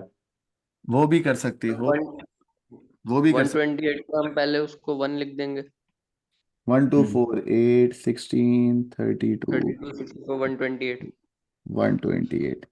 तो गाइस आपको 120 करना है तो ये 0 हो गया। और बताओ और किसको ऑन करना 64 32 16 और 8 और 64 होगा। 32 32 8 और सही है। 6। अब गाइस आपको टूस कॉम्प्लीमेंट निकालना है। टूस कॉम्प्लीमेंट का शॉर्टकट पता है ना क्या होता है? राइट साइड से 1 फाइंड करेंगे। बोलो राइट साइड से यस, क्या फाइंड करेंगे? 1 फाइंड करेंगे। और जब तक 1 नहीं मिल जाता जब तक ये same as it is copy कर देंगे। 1 0 0 0 दैट इज सेम, है ना? और गाइस अब फ्लिप करो जल्दी से, 0 0 0 एंड 1। याद आ गया बच्चों? और गाइस अगर ये नहीं आ रहा हो तो भाई ये AS पेपर 1 चैप्टर 1 का प्रीमियम लेक्चर मैंने अपलोड किया हुआ है, तो आप लोग वो देख सकते हो। एक सेकंड एक सेकंड, ओ भाई टूस कॉम्प्लीमेंट नहीं निकालना, वंस कॉम्प्लीमेंट निकालना है। झाइलो देख तो लिया करो। हेलो, सवाल में क्या निकालना है? तो वंस वंस कॉम्प्लीमेंट में तो वंस सिर्फ कॉम्प्लीमेंट कन्वर्स हो तो जाता है। बोला क्यों वो नहीं तो मुझे? वर्क करना होता है। हाँ तो बोला क्यों नहीं मुझे? दिमाग सोया हुआ है सर। तो वंस कॉम्प्लीमेंट निकालो भाई। वंस ही, वंस कॉम्प्लीमेंट कैसे निकलता है? उल्टा करना होता है ना। कन्वर्स करना होता है। 1 1 1 0 0 0 1 और फिर 0। सही है बच्चों? चलें चलें। और सर ये सर वाला वो कर 0 दिया 1 हमने, 1 होगा। वो लास्ट जो वाला लास्ट वाला 1। 0 है वो 1 होगा। Okay okay. और ये 0 होगा, 0 0 और 1। सही है ना? चलो जी सर। बेटा A04 हेक्सा में है। इस हेक्सा को, हाँ बच्चों A04 हेक्सा में है तो पहले हम करेंगे बाइनरी में, है ना? मैंने हमेशा कराया हेक्सा को बाइनरी में, डायनरी में कभी कन्वर्ट डायरेक्ट नहीं कराता, इनडायरेक्ट करता हूँ। तो जल्दी से इसको बाइनरी में करते हैं बेटा, जल्दी आ जाओ। A0 and 4। गाइस A का मतलब 1 0 1 0 0 0 0, और 4 का मतलब होगा 1 2 4, तो 0 1 0 0। सही है? अब इसको कंबाइन कर लूँ बच्चों? सही है ना? डायरेक्ट करने कर लूँ ना मैं? जी सर कर ले। यस जी सर।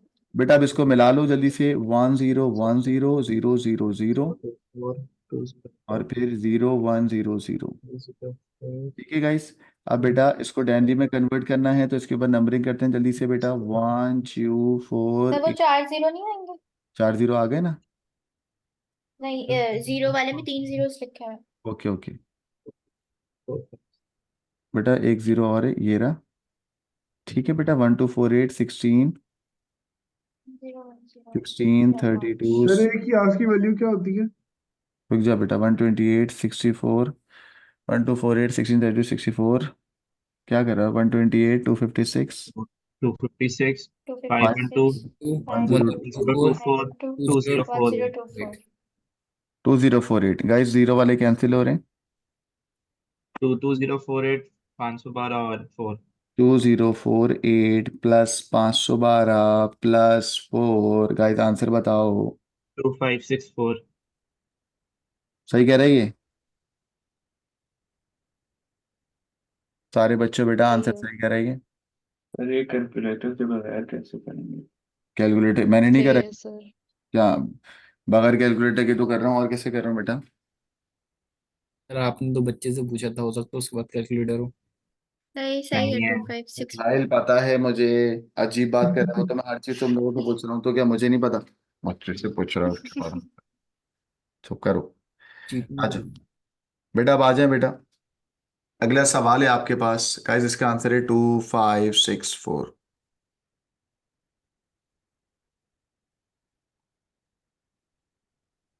अगर आपको ये बेसिक कैलकुलेशन नहीं आ रही तो एग्जामिनर ने ये सपोज किया है कि ये आपको आनी चाहिए।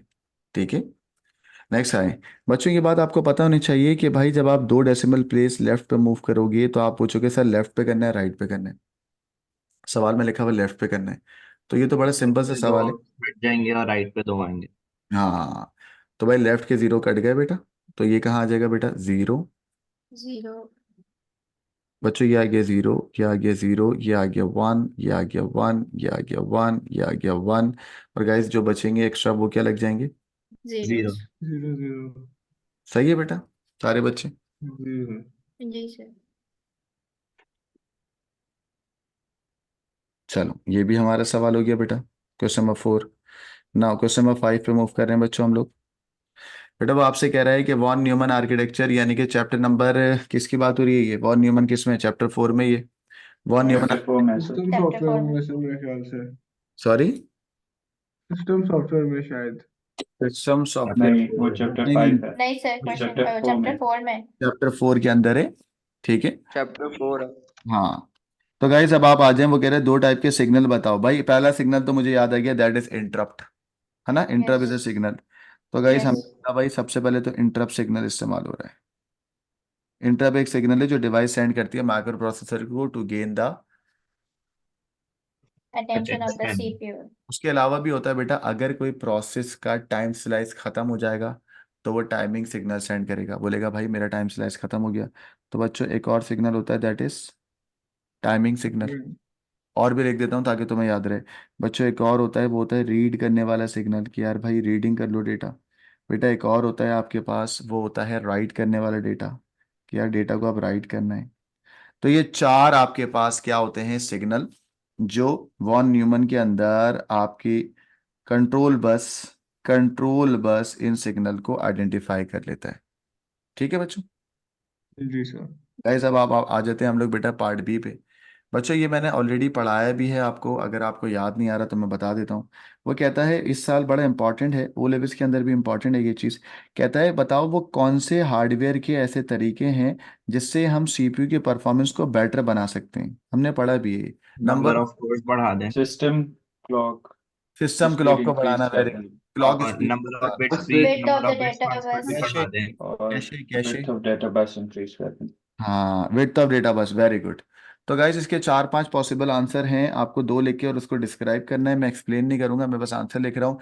Increase the number of course, है ना? और दूसरा का इंक्रीज द क्लॉक स्पीड। ठीक है। इंक्रीज कैशे मेमोरी, याद आ रहा है बेटा? यस। ठीक है।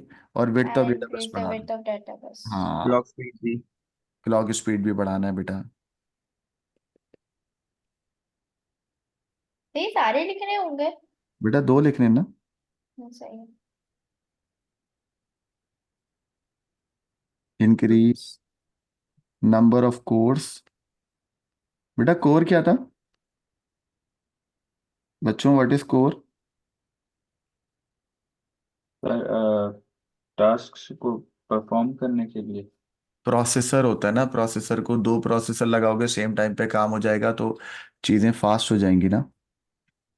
ठीक है, increase the clock speed.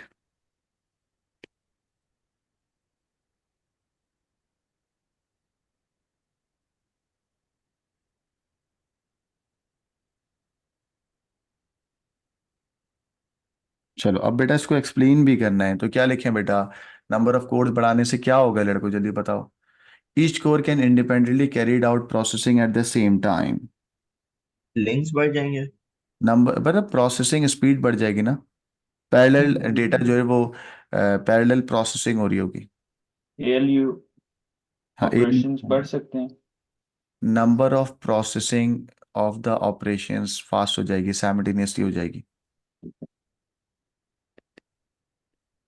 Her core जो है, each core can carried out some independent instruction या एट द सेम टाइम। क्या लिखूं बेटा? Each core can independently carried out, carry out, क्या बेटा? Carry out a process at same time. ठीक है बच्चों, क्लॉक स्पीड बढ़ाने से क्या होगा?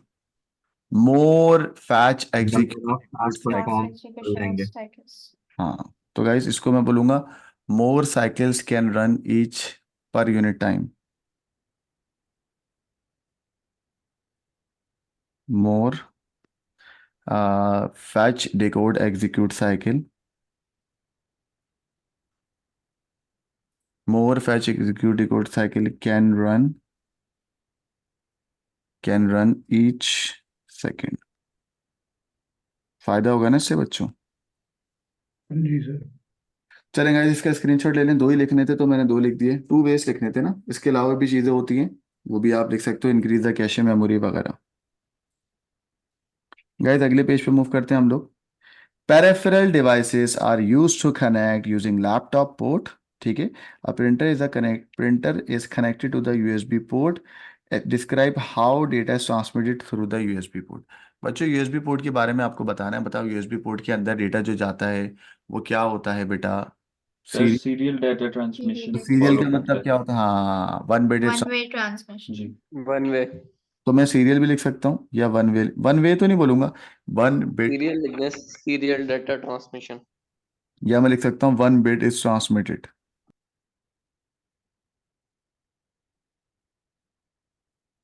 One bit is transferred at same time,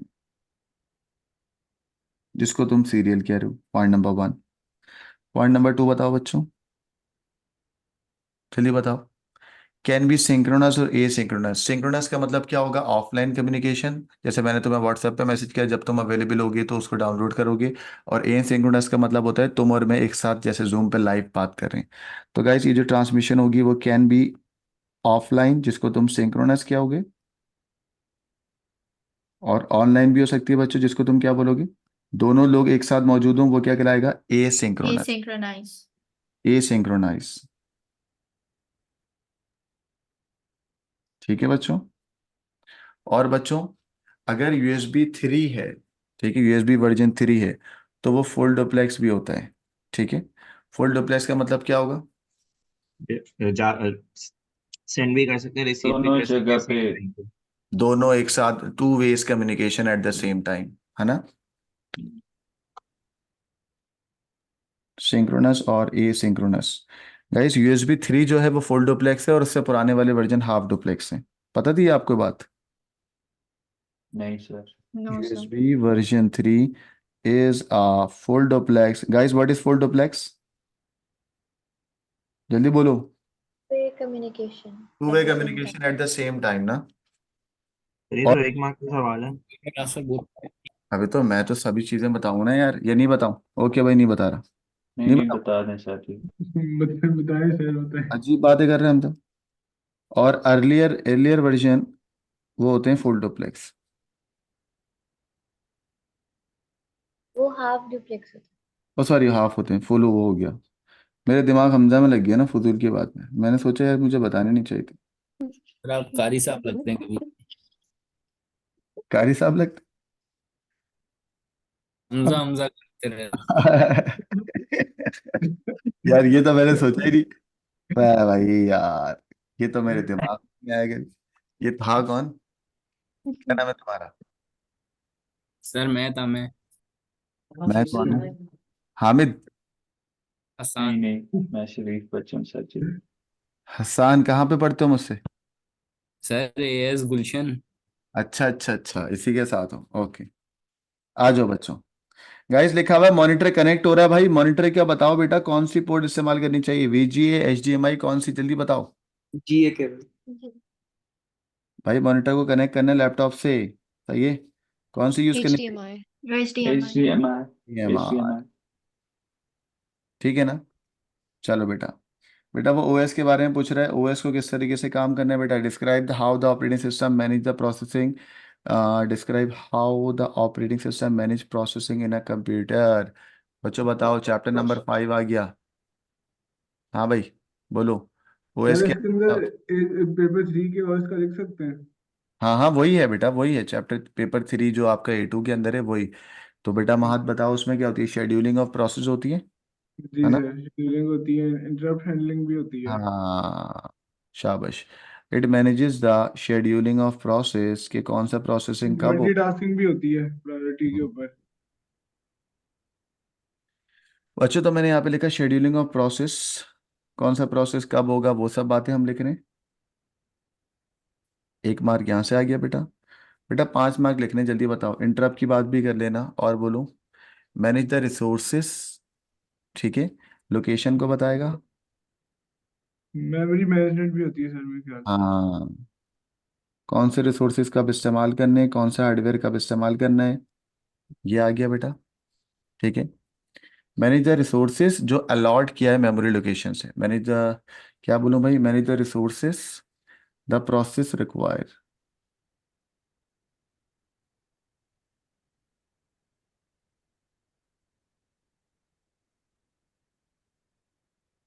like memory location, ये एलोकेशन, कि कौन सी मेमोरी में आपका प्रोसेस चलेगा।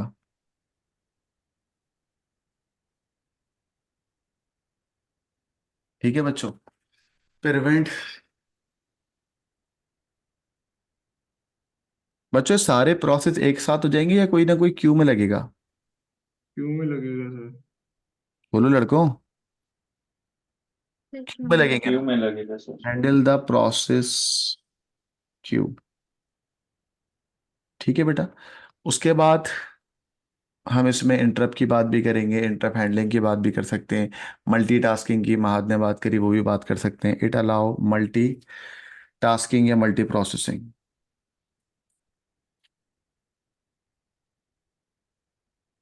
सही है बेटा। नीचे वाला सवाल देखो क्या लिखा हुआ है, बोलो।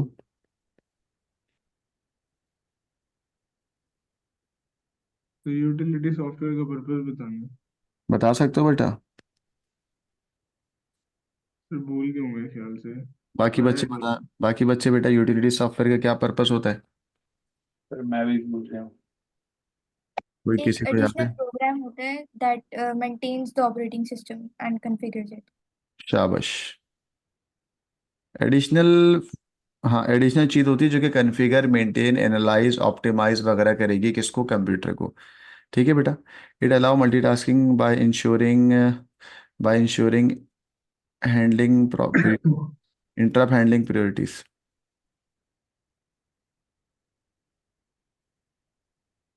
Interrupt handling priorities.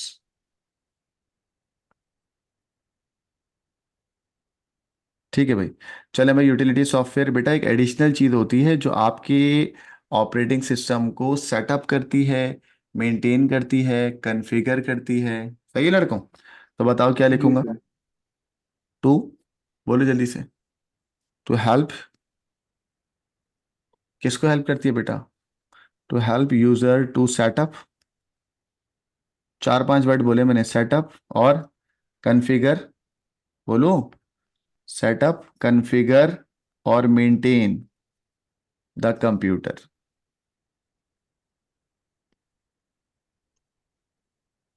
Maintain the computer. ठीक है बच्चों। जी सर। बच्चों कोई एग्जाम्पल दो यूटिलिटीज की, एग्जाम्पल। 2 मार्क का है ना, बोलो। Hard disk formatter. Hard disk formatter, disc defragmenter, virus scanner. बाहर से बैकअप वाला भी कोई होता था। PC optimiser. हाँ, ऑप्टिमाइजर हो सकता है, एनालाइजर होता है, डिस्क डिफ्रेगमेंटर हो सकता है। Disc cleanup. बैकअप वाला भी कोई होता था। क्या कह रहे हो? बैकअप वाला। Backup, yes. डिस्क क्लीनअप भी हो सकता है। Disc cleanup. क्लीनअप भी हो सकता है। क्लीनअप को हमने फॉर्मेटर में डाल तो दिया। सर फॉर्मेट तो वो नहीं होता, सब जीरो कर दो डेटा को। तो क्लीनअप का मतलब, अच्छा वो वाली चीज कह रहे हो, ठीक है। तो उससे बेस्ट एक और लिख सकते हो, हार्ड डिस्क डिफ्रेगमेंटर, है ना? जी सर। सर जी सर। डिस्क मिररिंग हो सकता है। डिस्क हाँ हो मिररिंग। सकता है, यस हो सकता है। डिफ्रेगमेंटर में आपको पता है ना, सारे जो बाइनरी बिट्स होते हैं उनको करीब करीब कंटीजर्स बनाते हैं ताकि बाद में उसको एक्सेस करना आसान हो जाए। चलो चलो गाइस, अगला सवाल हमारे पास आ रहा है, दैट इज लॉजिक गेट, बच्चों वाला सवाल है। भाई ये आपके पास क्या करना है, ये बनेगा टॉप पे, नीचे वाले बनेगा बॉटम पे। ठीक है, बना के दिखाओ। हाँ जी गाइस, सर मिड बिल्कुल। पॉइंट है बेटा, ये मिड पॉइंट यहाँ पे बनेगा एंड गेट। ठीक है, यहाँ बना दो एंड गेट। ठीक है।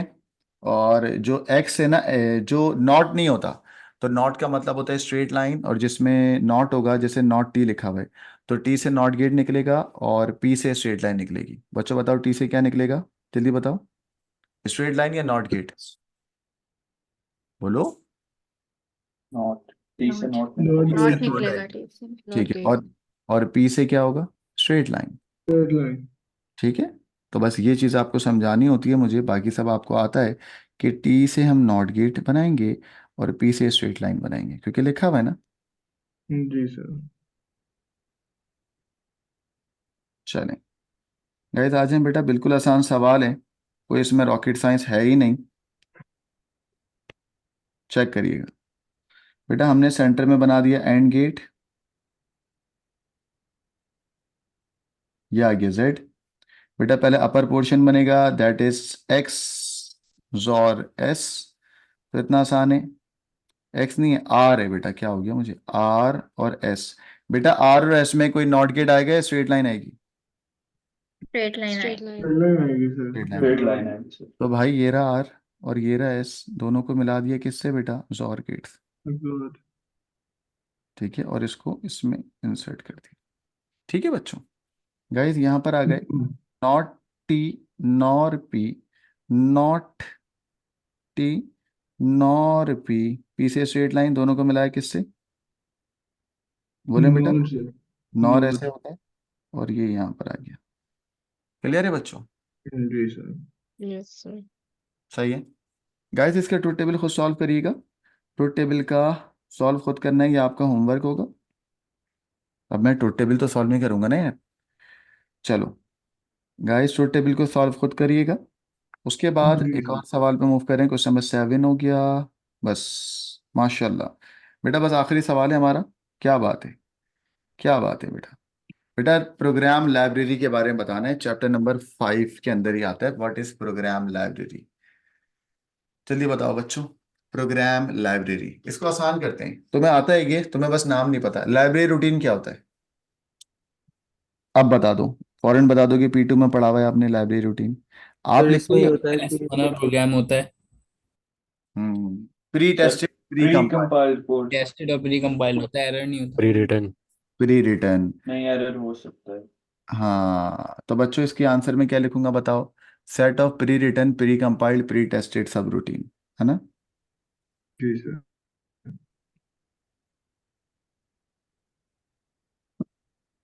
देखो मेरे साथ, set of pre tested pre compiled,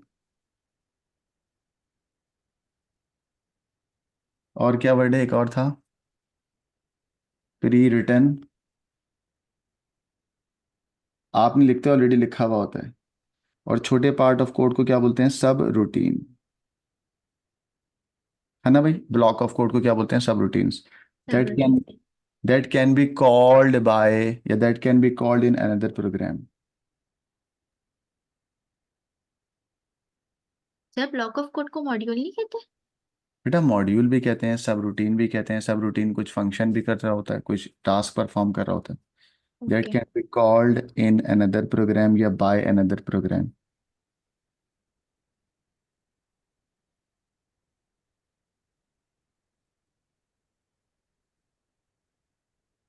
ठीक है बच्चों, लेकिन यहाँ से तो 1 मार्क मिला, ये 2 मिल जाएंगे। एक मिलेगा। एक एक ही मिलेगा। मिलेगा। तो बच्चों हम इसको वैसे ये दो भी मिल सकते हैं। 2 भी मिल सकते हैं। ये एक लाइन यहाँ से मिल गई और एक यहाँ से मिल गई। बेटा एक और बात सुन लो बेटा, ये लाइब्रेरी रूटीन को हम या तो इंपोर्ट करते हैं या इंस्टॉल करते हैं, सही है ना? इट कैन बी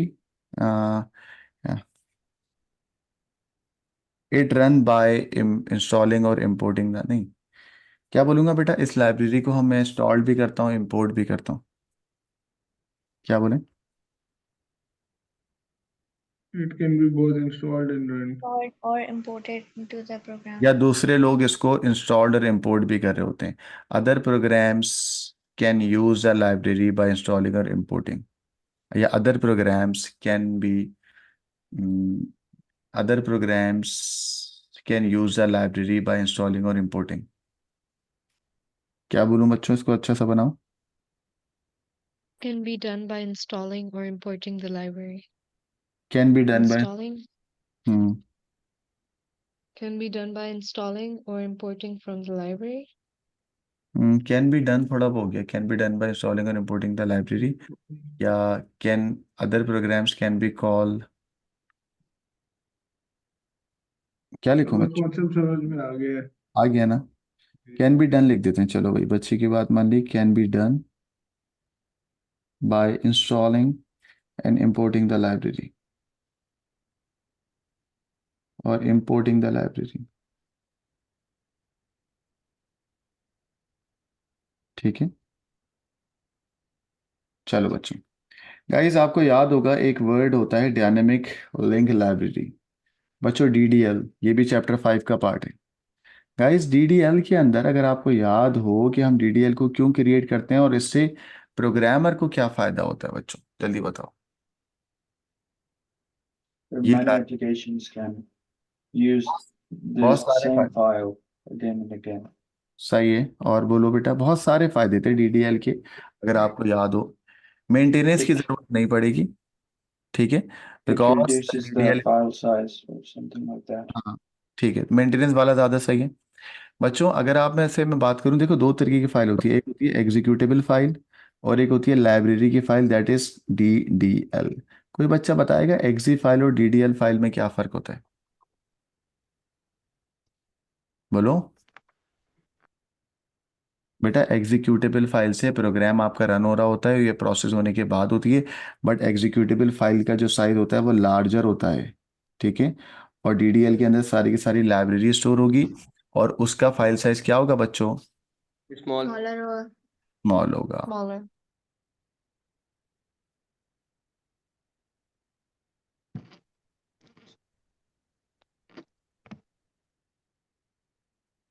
बच्चों ये पॉइंट सही बोला है ना मैंने? Yes sir. हाँ बिल्कुल सही, ठीक है बच्चों, ये पॉइंट मैंने सही बोला है। अच्छा एक ये पॉइंट हो गया, और बताओ और क्या बोले? मेंटेनेंस आसान हो जाएगी, क्यों हो जाएगी? बिकॉज डीडीएल के अंदर सारी की सारी मेंटेनेंस रखी हुई होगी, ठीक है। तो बच्चों और भी बहुत सारे पॉइंट हैं, बताओ ये दोनों पॉइंट समझ आ गए? Save Yes, space sir. in the memory. हाँ बेटा, सेव्ड इन अनदर मेमोरी ये भी आ सकता है, बहुत सारे आ सकते हैं बेटा। अच्छा सेवरल एप्लीकेशन की सारी चीज़ें डीडीएल के अंदर रख दी, जब जब जरूरत होगी तो डीडीएल को कॉल कर लोगी, ये भी आ सकता है। तो गाइस मैं आपके सामने लिखता हूँ, no need to recompile the main program because सारी की सारी चीज़ें डीडीएल के अंदर आ गई हैं, तो डीडीएल से हम चीज़ों को लोड कर लेंगे, ठीक है। तो हम लिखते हैं maintenance is not needed,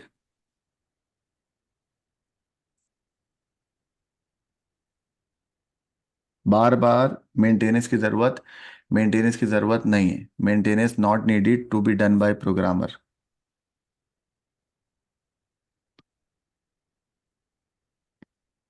to be done by programmer.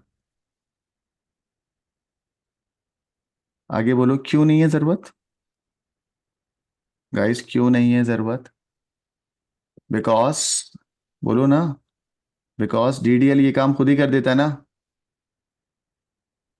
DDL जी is सर। a separate जी sir. because DDL is a separate from the program. तो आपको वो खुद ही करके दे रहा होता है और वो अलग से होता है। ठीक है बेटा। DDL के अंदर आप दूसरा क्या बोलना चाहोगे? एग्जीक्यूटेबल फाइल वाली बात बोलोगे? The executable file using the DLL will be smaller because the executable file do not contain all the data। और सारी की सारी चीज़ें किस में स्टोर हो रही होंगी बेटा? DDL के अंदर।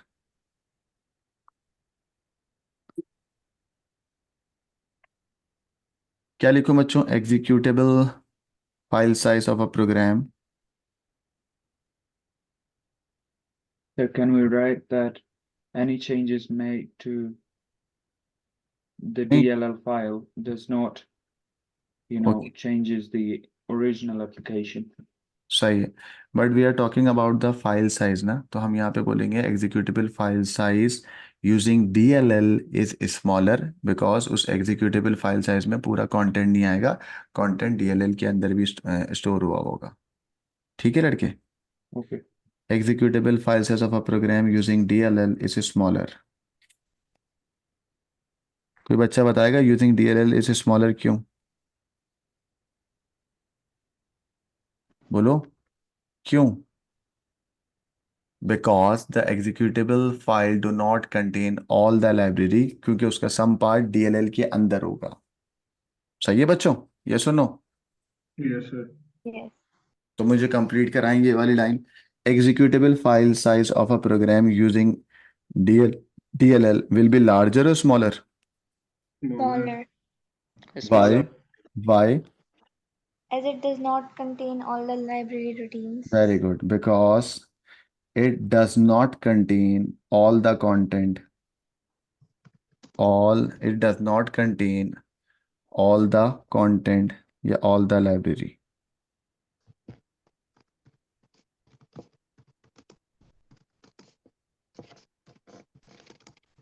क्योंकि अब उसमें DLL के अंदर आ रहा है। ठीक है बच्चों। बेटा इसका पार्ट भी बताएं जल्दी से। ट्रांसलेटर की बात हो रही है। The developer team need to use a translator while writing a program for the client.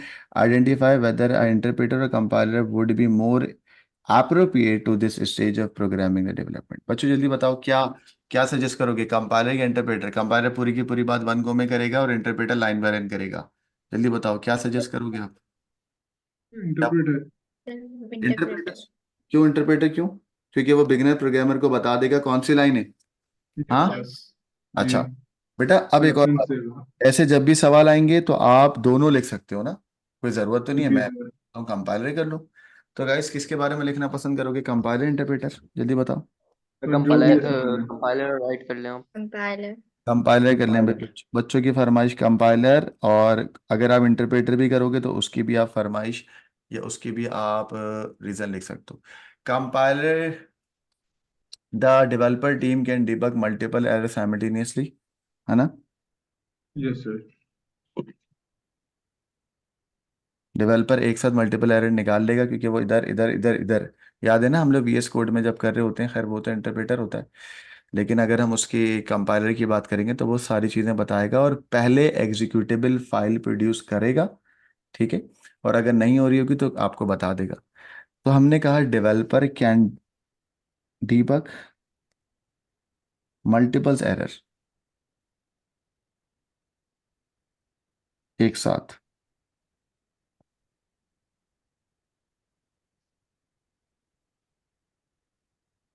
एक मार्क मिल गया बच्चों। और बताओ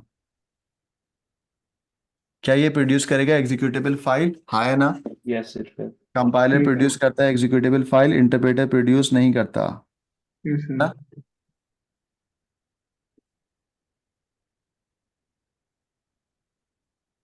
और इंटरप्रेटर नहीं करता। तीसरा पॉइंट बताओ बच्चों, बोलो। Compiler is not necessary while हाँ, running the जब application. एक दफा ट्रांसलेट कर दोगे तो दोबारा से ट्रांसलेट करने के लिए कंपाइलर नेसेसरी नहीं है। क्या लिखूं बच्चों इस बात को, अंग्रेजी बताइएगा। Compiler is not required बस ये लिखूं, पूरी बात बताओ। when running the application. हाँ ये सही है, compiler is not required when when running application multiple time, ये कह रहे हो? Yes. When access object file, ये लिख दूं? व्हेन एक्सेस ऑब्जेक्ट कोड,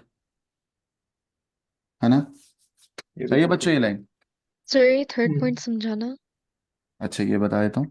बेटा वो आपसे ही कह रहा है कि जब आप एक दफ़ा कंपाइल कर दोगी, ठीक है, तो जब आपकी फाइल बन गई है तो क्या आपको बार बार कंपाइलर की ज़रूरत पड़ेगी या आप डायरेक्टली एक्सेस कर लोगी?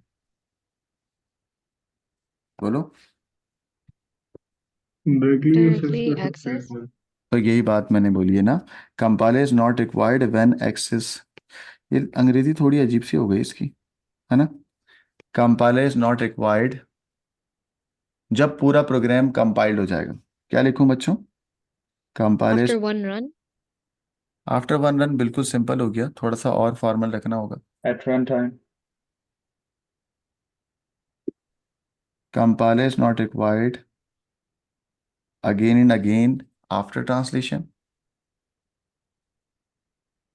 Yeah, compiler is not required. Compiler is not required during usage of program. हाँ, during usage of program, ये ज़्यादा बेस्ट है। Okay. During सर testing, ये भी लिख सकते हैं compiler is not required for single stepping. हाँ ये भी हो सकता है during usage of programs या during running of program। हाँ ये भी usage के बजाय running अच्छा होगा, during running of programs, है ना? जी सर।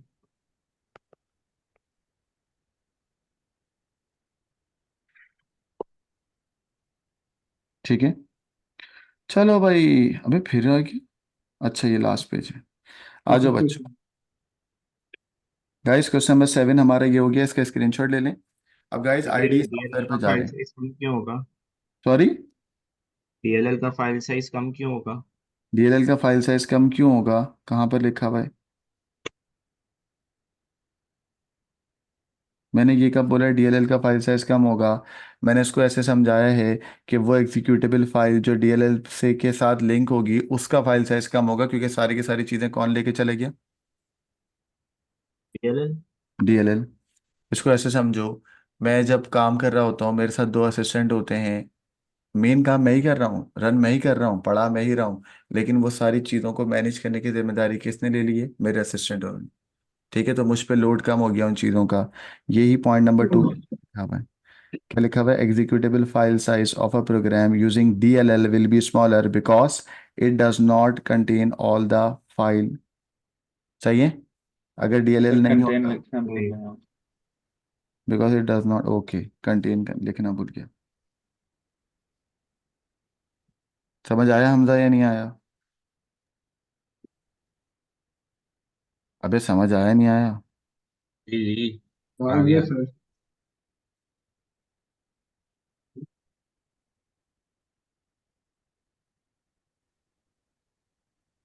चलो गाइस, अब इंटीग्रेटेड डेवलपमेंट एनवायरनमेंट पे आ रहे हैं, और ये वो चैप्टर या ये वो टॉपिक है जो चैप्टर नंबर 5 में भी आता है, P1 में, और चैप्टर नंबर 9 में भी आता है, P2 के अंदर। सही है, तो अभी हम चैप्टर नंबर 5 से पढ़ लें। चलेंगे गाइस। ब्रेक पॉइंट क्या होता है बच्चों, जल्दी बता दो। सेट ऑफ लाइंस को चेक करता वन, Step of lines. मैं कहता हूँ वन बाय वन या One by one. Multiple, one by one या set of lines? Set. Set of Set of lines. सही है गाइस। VS कोड एक IDE सॉफ्टवेयर है ना? बोलो हाँ है ना? Yes yes sir. चलो तो भाई, ब्रेक पॉइंट का मतलब होता है आपने सोचो कि 10-10 लाइनें समझ ली हैं, उन 10-10 लाइनों को आपको सॉल्व करके, मतलब 10-10 लाइनों को चेक करना है। Stop the code at specific line to check the current progress, है ना? सेट ऑफ लाइंस पे आपको रोकना है। डायनेमिक सिंटेक्स चेकिंग का मतलब क्या है? सिंटैक्स और लॉजिकल एरर्स को चेक करता है। शाबाश बेटा। Highlight the colour syntax as the code it entered. Dynamic syntax checking में हाईलाइट करेगा। ठीक है। कॉन्टेक्स्ट सेंसिटिव हेल्प क्या होती है बच्चों, जल्दी बताओ। Context sensitive prompt, auto completion. Auto completion, ये अच्छा नाम लिया। ऑटो कंप्लीशन का नाम मैंने लिखवाया था लेक्चर में। ऑटोमेटिकली कंप्लीट करेगा। तुम एक चीज लिखोगे सजेस्ट द कोड के भाई ये आगे आगे आगे भागेगा। ठीक सर है। ये समझा दें ये वाला point. Single. Context sensitive prompt. यार गूगल पे लिख दो ए, फौरन से आ जाता है AQIB। सही है। Automatically complete the statement. बोलो। ठीक है। ऑटोमेटिकल। तो जब भी कॉन्टेक्स्ट सेंसिटिव प्रॉम्प्ट आएगा ना, तो मैंने बच्चों को बताया हुआ है कि बेटा कभी भी इसको ऐसे नहीं करना, इसको दिमाग में रखना ऑटो कंप्लीशन। ऑटो ठीक कंप्लीशन हो से गया। तुम्हें समझ आ रहा है? आ रहा सही। है। ठीक है। और 10-10 20-20 लाइनों को चेक करना क्या होगा बेटा? Breakpoint. है ना? 5-5 6-6 लाइनों के सेट बना के चेक करना है, क्या होगा? Breakpoint. Breakpoint. Point. तो हम क्या लिखेंगे? हाँ, स्टॉप्स द कोड। क्या अंग्रेजी क्या बने? Stops the code at specific. Number of lines to check the progress. हाँ, स्पेसिफिक लाइंस के number of lines to check the result या प्रोग्रेस। चलेंगे इस डायनेमिक सिंटेक्स चेकिंग के अंदर प्रिटी प्रिंटिंग होता है ना, highlight or underline the colour syntax errors.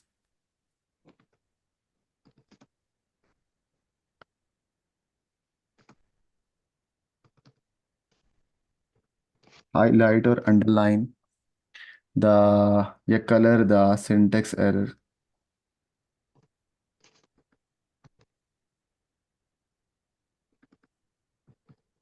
Syntax error as the code is entered.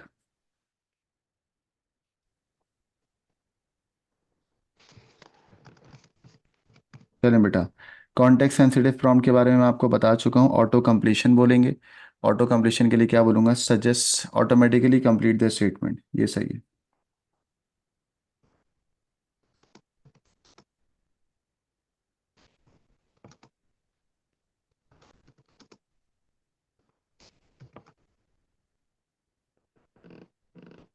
कोई बच्चा उसकी माइक म्यूट करवा दो बेटा। कौन है ये? उसकी आवाज़ आ रही है। सिंगल स्टेपिंग क्या होता है? Ammar, Halima, Maryam, Maham. What is single stepping? Ayesha. Sir ये जो कोड होता है उसको लाइन बाय लाइन रन करता है ताकि एरर्स को चेक किया जा सके। शाबाश।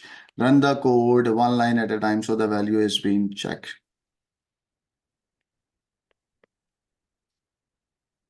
Run the code one line at a time.